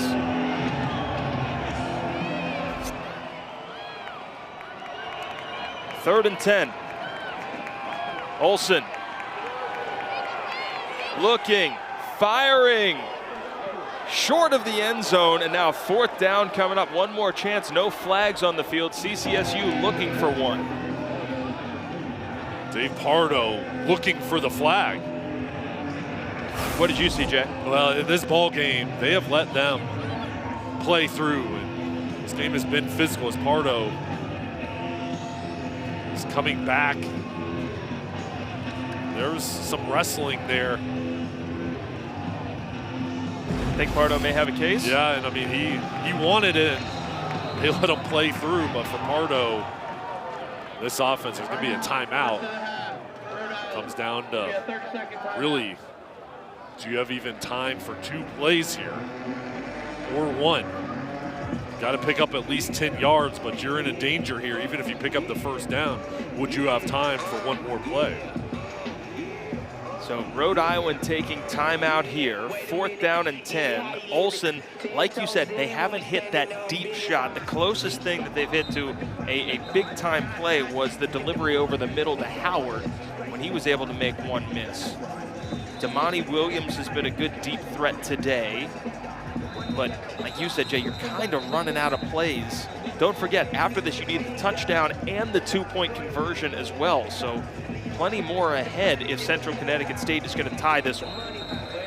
That's the discussion down in the huddle is, all right, how are we going to attack it here? And again, with that time, 7 seconds, you're in danger. Even if you run a 12-yard out, will there still be time for the next play? 1 timeout left for Central Connecticut State. Will it matter? We'll see. Olsen on 4th and 10. Steps up, Heaves it towards the end zone into the wind. Knocked down, incomplete. Trey Lubin was there, and Rhode Island hangs on to survive Central Connecticut State. They're going to the second round of the FCS playoffs.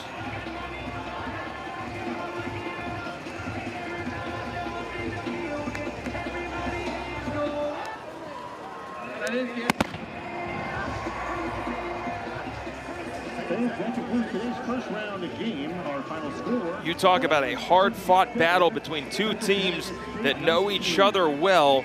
URI and Central Connecticut State, a thriller just like last year. It was a close ball game, 2024, and here this year we got the same thing. And credit the Blue Devils coming back in this ball game, giving themselves a chance. They were down 24-7 late in the third quarter. They got a turnover. Their offense started to pick things up, and they had an opportunity.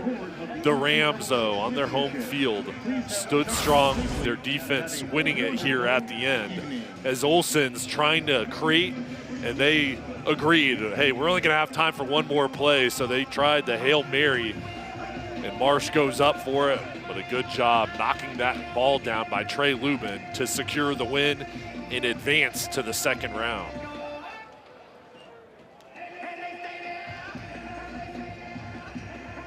Farrell, a new single-game career high in yardage. The quarterback for Rhode Island at 374.